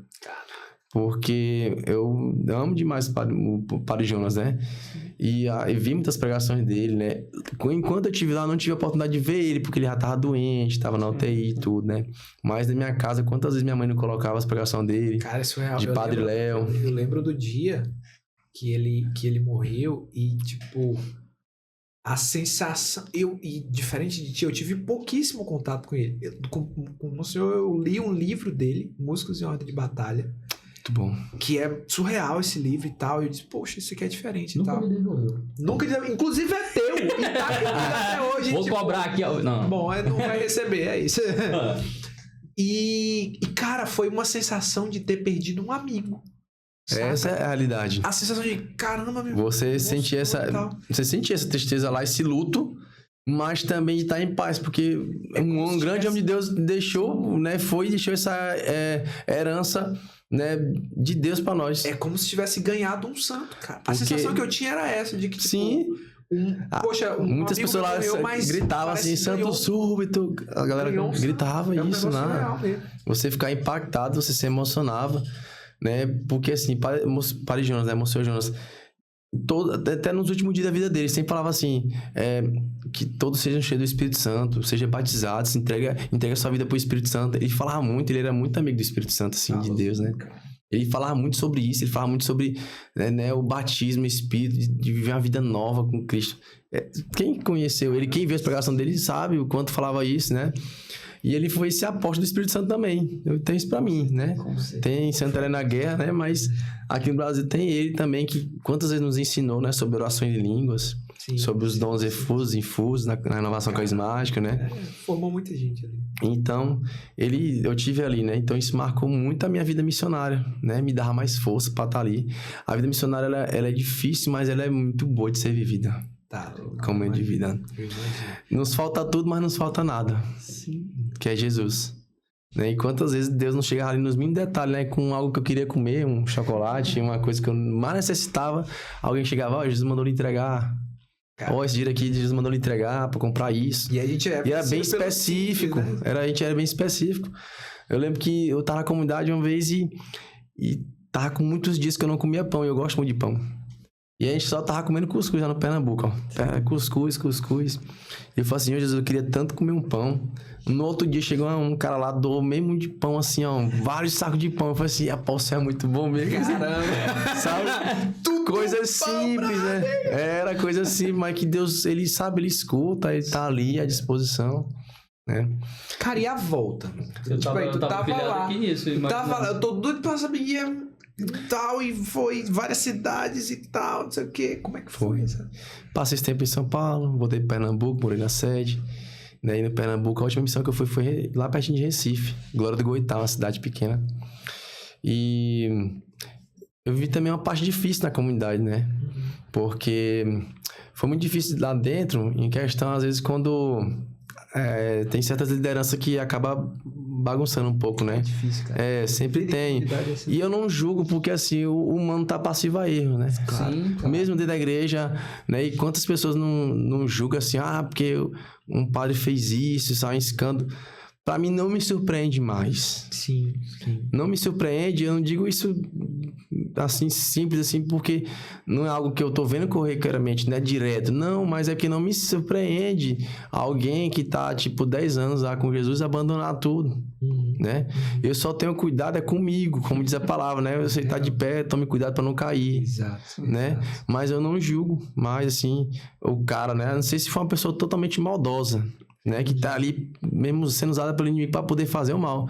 Mas todo mundo na igreja do Papa até a gente tá passivo a cair. Se a gente não orar, se a gente não vigiar, como diz a palavra, a gente é o primeiro a cair, né? E por falta, assim, dentro da comunidade, né, foi um pouco complicado, mas aquele pastoreio foi sendo descuidado, sabe? Aquele cuidado, né, foi sendo um pouco descuidado. E aí, por isso, né, eu e outros irmãos da comunidade entramos no discernimento, fui orar, fui rezar, né? E falando com Jesus falava assim pra mim, ó, chegou o tempo de você retornar. Sim. E eu falei assim, Jesus, é isso mesmo, você tem certeza? Né? Eu saí de casa para não voltar mais, né? Ele falou assim, né, pra tudo nessa vida tem um tempo, né? Sim. Eu lembrei de Eclesiastes 3, né? Sim. Debaixo do céu existe um tempo, né? Pra tudo nessa terra, um tempo de Deus, né? E aí eu lembrei que Deus me dava essa palavra, né? Nesse dia ele me dava essa palavra, para tudo ter um tempo, né? Chegou o tempo de você retornar. E ali eu retorno, né? Depois de muita oração, eu mando mensagem, né, pro fundador da comunidade e falo, olha, eu vou ter que me desligar, vou voltar pra minha cidade, tive em oração e tudo, e vou retornar. Ele, que Deus abençoe, né? Que Deus abençoe então sua decisão. E assim eu volto. Só que quando eu cheguei em Teresina, totalmente perdido, sabe? Totalmente... Não tem mais nem retorno. Sabe, Não tem, não. Retorno na azul, né? Mas eu tava aqui quando... Eu tava aqui quando o prefeito tirou, né? Só, passei 2 anos fora só. Mas devia ser um choque muito louco, né? Porque é quase que voltar a aprender a viver de novo, né? O sentimento que eu tive quando eu cheguei foi assim, só se eu perdi tempo da minha vida, né? Só se eu perdi tempo da minha vida, mas eu lembro como se fosse hoje, lá na comunidade tinha uma TV, né? Era a TV da comunidade, TV Cairóis. E aí um dia uma irmã tava entrevistando os missionários e falando assim, o que é que ele faz feliz na Cairóis? E nesse dia eu tava muito mal na comunidade, né? Eu falo assim, sabe o que me faz feliz de verdade? É quando eu chego numa casa pra falar de Jesus, né? E quando eu ajudo alguém e vejo no rosto daquela pessoa que Deus falou com ela. Putz. Porque quantas vezes eu não fui missionar em casas assim, sabe, humildes. No Pernambuco, né, tem muitas cidades de interior lá, a comunidade ficava no interior. Então a gente fazia louvor, chamava isso, né? O louvor nos interior que a gente não tinha nem luz direito. Caramba. Chegava na casa, só tinha garrafa de café, água, sem microfone, só as senhorinha, e tome texto, oração, e oração em língua, aquela coisa toda. E Deus fazia muito. Era impressionante, gente sendo curada, gente sendo liberta, no meio do nada, que ninguém aqui sabe onde é que tá, mas eu tava lá no meio desse mato, com os caras vivendo esse ser de Deus, essa missão de Deus, que a gente pensa que é ir pra outro país, né, ir lá pros Estados Unidos, lá pro Japão, que também é a missão. Mas existe aí quanta cidade aqui no Brasil e nos interiores dessas grandes capitais aí, nos estados, né, só tem uma missa uma vez no ano. Pessoas sedentas de Deus. Falta missionário, né? Falta gente para poder ir, né? Falta operário ainda para vir, que é tão grande do Senhor, né?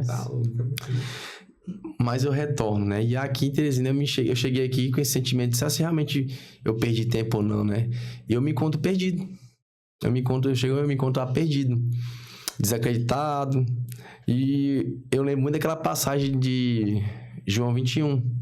Quando depois que Jesus visitou os discípulos por 40 dias, ele sobe aos céus. Antes dele subir a última vez aos céus, né, e depois vir no Pentecostes, né, sobre os discípulos, Pedro e os discípulos vão pescar. Na passagem de João 21, eles voltam a pescar a vida velha, né? Tristes porque o Senhor tinha morrido, né? Sim. Ressuscitou. Eles viram Jesus ressuscitado, mas mesmo assim ainda tinha aquele sentimento de se valeu a pena tudo isso, né? Sabe? Aí ele foi agora assim, ele foi embora e agora como é que a gente fica, né? Esse sentimento de abandono, aquela coisa toda. Eles voltam a pescar e nada pega. Quando chega na beira do mar, eles veem um homem, né? E o homem estava lá e fala assim, joga a rede pro lado de cá. E eles jogam a rede, né? Parecendo com aquela primeira cena que eles tiveram, né? No início da caminhada, do chamado deles. E eles dão de cara novamente com o chamado deles, né? Isso é muito importante, se dar de cara com o seu chamado, cara, né? Porque quando eu cheguei aqui, eu tava me esquecendo do chamado, né? E pensei muitas vezes em desistir. Eu lembro que depois que eu cheguei muitas vezes para me confessar, então ter um atendimento com o padre, e falei assim, padre, eu não quero mais viver isso aqui, não. Ele disse, o que, meu filho? Essa vida que eu tenho de sair de pregar, de anunciar, pra mim não tá mais fazendo sentido, né? E eu contava história, né? Muitas vezes pra esses padres, e os padres falavam assim, mas você tem que entender que quem lhe chamou e a história que você conta não é sua, é de Deus. Muitas vezes você cai, você erra, mas você continua a falar de uma história de uma pessoa que salvou você e que precisa salvar outras pessoas, então você não tem esse direito. Você não tem esse direito, não dá mais pra voltar, não, já é tarde demais. Né? Quantas vezes o Padre Adalto disse isso pra mim? Eu chegava muito triste por depois de ter pecado, ter caído. Ele falou assim, você acha que vale a pena voltar atrás e viver tudo que você vivia antes? Olha o quanto você já caminhou. E eu sempre fui lembrando disso, né? De que, por mais que eu pensei que não tivesse valido a pena, né? Mas eu assim, quantas coisas eu vivi com o Senhor, né? E que valeram a pena, né? Quando a gente começa a olhar para dentro da gente, a gente começa a ver o quanto, né, valeu a pena, nem que seja, né, como diz a palavra, mas vale um dia na tua presença do que 1000 longe de você. Exato. E quantos dias eu não vivi com Jesus? Não foi só um dia, né? Não foi só um dia. E aqui eu, olhando para tudo isso, eu começo a andar na fraternidade novamente, né? Eu vou lá, começo a andar, meus pais estão lá, e Deus vai me relembrando do início, né, da minha caminhada que foi por lá, da minha conversão, e eu vou, né, participando, me entregando, viro amigo da obra novamente, tô por lá, e aí entra a história do Já, que é muito interessante, eu contava pros meninos aqui, que de fato eu não gostava do Já, e eu falo isso pra todo mundo, o pessoal do Já sabe isso, quem tá aí sabe, né, eu não gostava do Já, e aí, antes de eu ir embora, eu conheci o Vitor Hugo e a Sandriene. Sim. Vitor Hugo, né, ele entregou agora a coordenação do Já para o Feliciano também. Você já trouxeram ele aqui, não, né? Já. O Feliciano. Então, tem que trazer aqui o Vitor Hugo aqui, a Sandriene. Ele já veio o Vitor Hugo. Já veio, não veio. A Sandriene eu sei que tinha vindo com ela não veio não, né? Não. Pronto, então o Vitor também é um cara assim que, né, eu louvo a Deus pela amizade que eu tenho com ele. É um grande irmãozão, assim, eu amo ele sabe também disso. Tive com ele semana passada. E eu conheci ele e a Sandriene, né, que a gente chama de Sandy, antes de ir embora, né, através do Gustavo, né, que teve aqui também, Gustavo Maria, né, do Caminho da Cruz. Então eu conheci eles no retiro de carnaval do Gustavo, né, que é o Anauim, vai até ter novamente aí. Sim. É isso mesmo. Você quer cair aqui. Do nada. Não, hoje não, mas vai. Pra quem não sabe, é tudo brincadeira.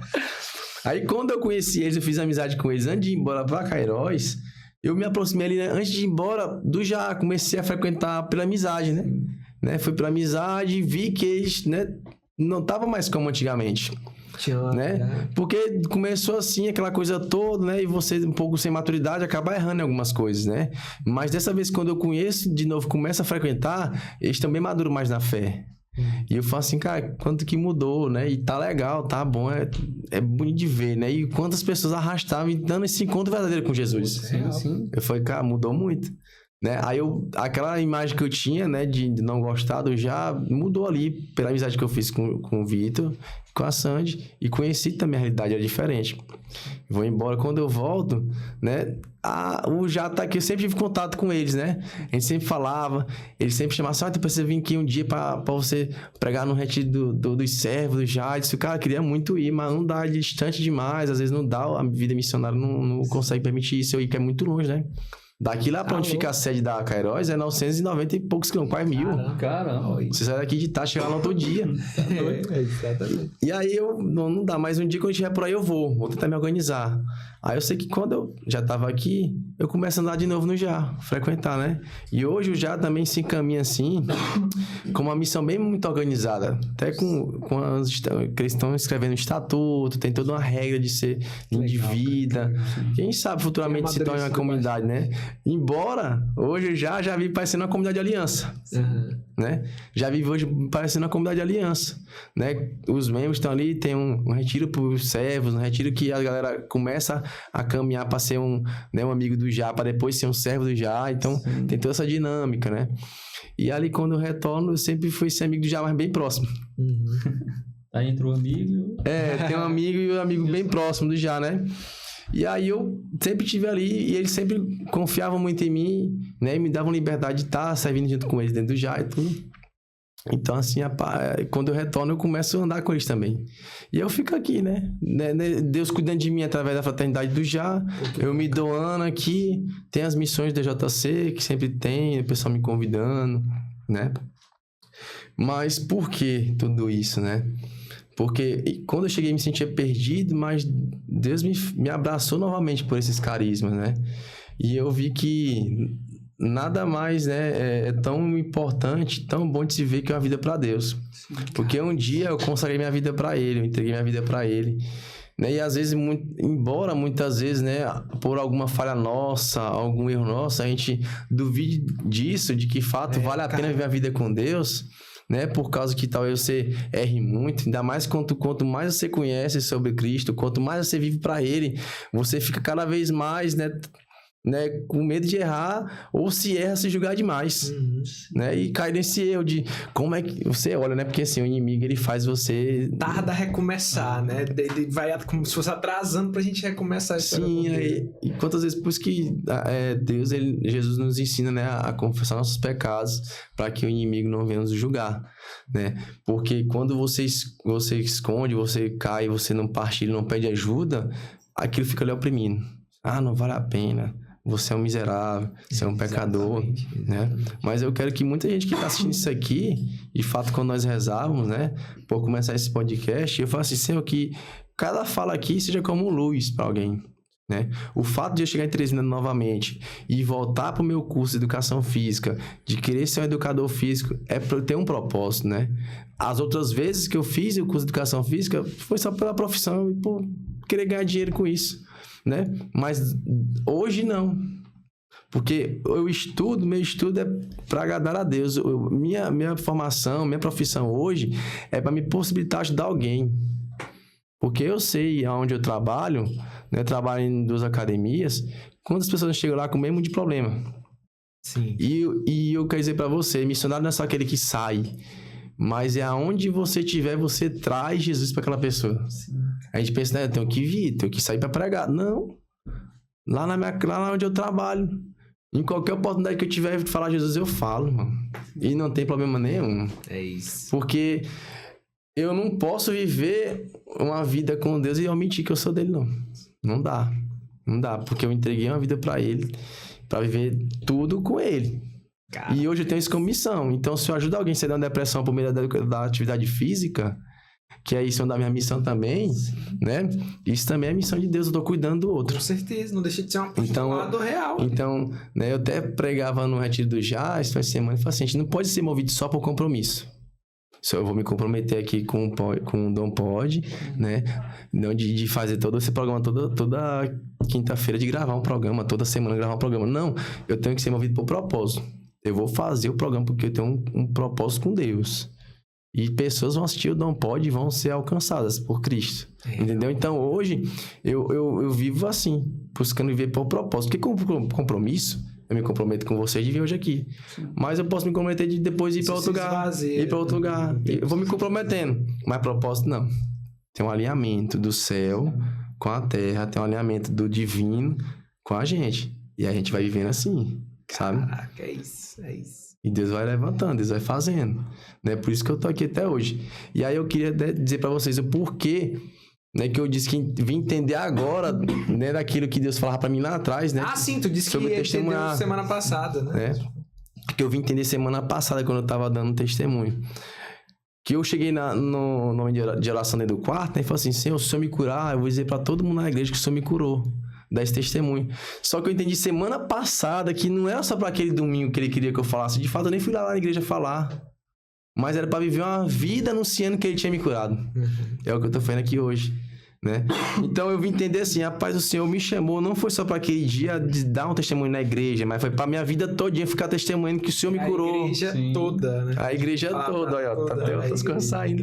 A igreja toda, né? Então, quem tiver a oportunidade de escutar e ver que, não é só mais um que Deus curou. Não, Deus, Jesus, ele me curou, então ele pode curar você. Deus, ele me tirou de uma vida totalmente estragada. Ele pode tirar também você a situação que você tá. Né? Deus, ele trouxe felicidade pra minha vida, para também trazer felicidade pra sua. Né? Então, se tem uma coisa hoje que alguém pergunta assim, o que é a vida com Deus pra você, Ulisses? Eu disse, rapaz, se todas as pessoas que estão no mundo, né, tivessem essa oportunidade de viver uma verdadeira experiência com Jesus e o Espírito Santo, ela nunca mais viveria o que ela vive de errado até hoje. É um verdadeiro embriagamento do Espírito Santo, né? Que não é que um vinho doce, mas é uma felicidade que não se acaba. Então, por isso que a gente tá aqui, né? É real. Por isso que você luta aqui com o podcast. Por isso que eu insisto na vida com Deus, em pregar a palavra, que eu pensei em desistir muitas vezes. Ano passado mesmo, eu cheguei aqui totalmente perdido. Eu falei assim, não quero mais pregar, Jesus, eu não quero. E eu passei uns 2 meses sem pregar. O pessoal me chamava, vamos com o retiro da JC, vamos partilhar, vamos testemunhar. Eu falei assim, cara, não vou. Senti desmotivado. Não vou. Aí Deus me acordou assim, falou assim, eu fiz você para anunciar. Eu fiz você para falar de mim. E seu testemunho é para que outras pessoas saibam que eu também posso fazer por elas. Então você não tem esse direito. Não porque eu lhe obrigo, mas é porque eu lhe amo. E você entendendo desse amor, você sabendo desse amor, você não vai guardar só pra você. Você vai querer compartilhar com outras pessoas, né? Termina com crime vergonha na sua cara. Pá! É isso. Irmão, que papo! Tá maluco? Tá maluco? Porque todo mundo mantém o cacabasco. Nossa, muito bom. Ei, mas antes da gente encerrar, cara, primeiro, valeu por ter vindo. Valeu. Eu que agradeço demais. Olha, faz tempo que eu queria trocar essa ideia. Sabe por quê? Porque teve um ano, eu não me lembro exatamente quando foi, mas a Thaís já participou de algumas missões que tu foi e tal, e tinha uma delas que a gente tinha em comum, mas não deu certo, né? E eu ia porque eu tava curioso pra saber como era que tava o Ulisses que eu vi lá do EJC, que eu vi saindo, tipo, caraca, tive uma experiência pra o de hoje, né, cara? E, caraca, bendiga a Deus. Bendigo a Deus mesmo. Eu espero de verdade do coração que os frutos continuem e que... Em nome de Jesus, né? Siga aí por ele, para ele, né? Com ele são todas as coisas, sempre. E não tenho o que falar muito assim, sabe? Da vida com Deus, não. Eu só quero que quem estiver assistindo esse podcast, né? Vendo na minha história, né? Na miséria que foi, no meio de toda a podridão, Deus plantou ali e fez nascer uma flor. Fez nascer vida, né? Porque eu não tinha vida. De fato, eu não tinha vida. Né? E quantas pessoas não estão assistindo isso aqui e talvez, né, estejam vivendo assim lá e cá. Eu quero assim pra você, assim como disse Santo Agostinho, né? Eu te procurava fora e sendo que você tava dentro, né? Onde é que eu tava que não fui atrás de você antes, né? E o sentimento de todo aquele que se converte é assim, porque eu não me converti antes. Por que eu não me entreguei antes? É exatamente assim. Mas nunca é tarde, nunca é tarde. Porque tudo que eu vivi, hoje Deus usa como arma de evangelização, né? Eu amo hoje entrar na cadeia, falar com os presidiários. Eu amo hoje ir na casa de recuperação, falar com o dependente químico. Eu não tive lá me recuperando na casa de recuperação. Minha recuperação foi o câncer. Mas o amor, a misericórdia, né, me leva. Eu amo falar de Jesus e ver outras pessoas tendo experiência com ele, né? Minha vida hoje toda é pra ele. Eu estudo pra ele, eu trabalho pra ele, faço tudo pra ele, eu tô aqui por ele. Se não fosse por ele, eu não tava aqui, né? Se não fosse por ele, eu não tava aqui. Então, quem olhar pra minha vida, quem é o Ulisses? É o fruto da misericórdia de Deus. É o cara que tentou desistir de Jesus, muitas vezes, mas Jesus nunca desistiu de mim. É isso. Irmão, tamo junto. Deus abençoe sempre. Valeu. Muito obrigado. Demais. Eu que agradeço, massa, irmão. Que massa. Deixa eu só falar pra essa pessoa, vem aqui. É porque tem um... Olha, essa pessoa daí, ó. Que tá de perna cruzada. Olhando pra cara da gente. Toda vez essa olha aqui, ela fica sorrindo na minha cara. E não se inscreve no canal, não. Conversa é essa, rapaz? rapaz? Isso, moço, olha. Meu amigo. Antes de eu vir aqui, eu se inscrevi. Tudo eu compartilhava, eu curtia tudo, comentava, mandava um foguinho lá no coração. Meus irmãos, meus amigos que estão lá, sempre curti. Não assisti todos os episódios, mas assisti vários. 104 episódios, 105, Esse sei é o lá. o episódio número 104. Mas edifica, né, nossa vida. Bendito seja Deus, cara. Tudo Seja Deus. Mas assim, independente de você estar inscrito aqui ou não, obrigado por ter ocupado até aqui, né? E se a tua consciência serve pra alguma coisa, tu vai te inscrever. Então, um cheiro no seu coração. Se inscreve e torna membro, né? Exato. Mais importante que você se inscrever e curtir é você se tornar membro. Ajudar o Dom Pod aqui a chamar outras pessoas de mais longe e vai vir pra cá. Olha só, profecia do Dom Pod, né? A gente trouxe um de mais longe, mas Deus trouxe, não foi a gente que trouxe. Deus que trouxe. Aí a gente trouxe. Exato, Mas pode trazer também. É Da vontade de Deus, claro. Não quer dizer que Deus não quer, a gente vai trazer. Forçada, não vamos. Mas é isso. Um cheiro no coração de vocês. Tem alguma coisa, Matheus? Você quer É isso. Que tá em casa? Rezem por nós, rezem pelo Ulisses, pelo ministério. E tamo junto. Até a próxima. Fiquem com Deus e tchau.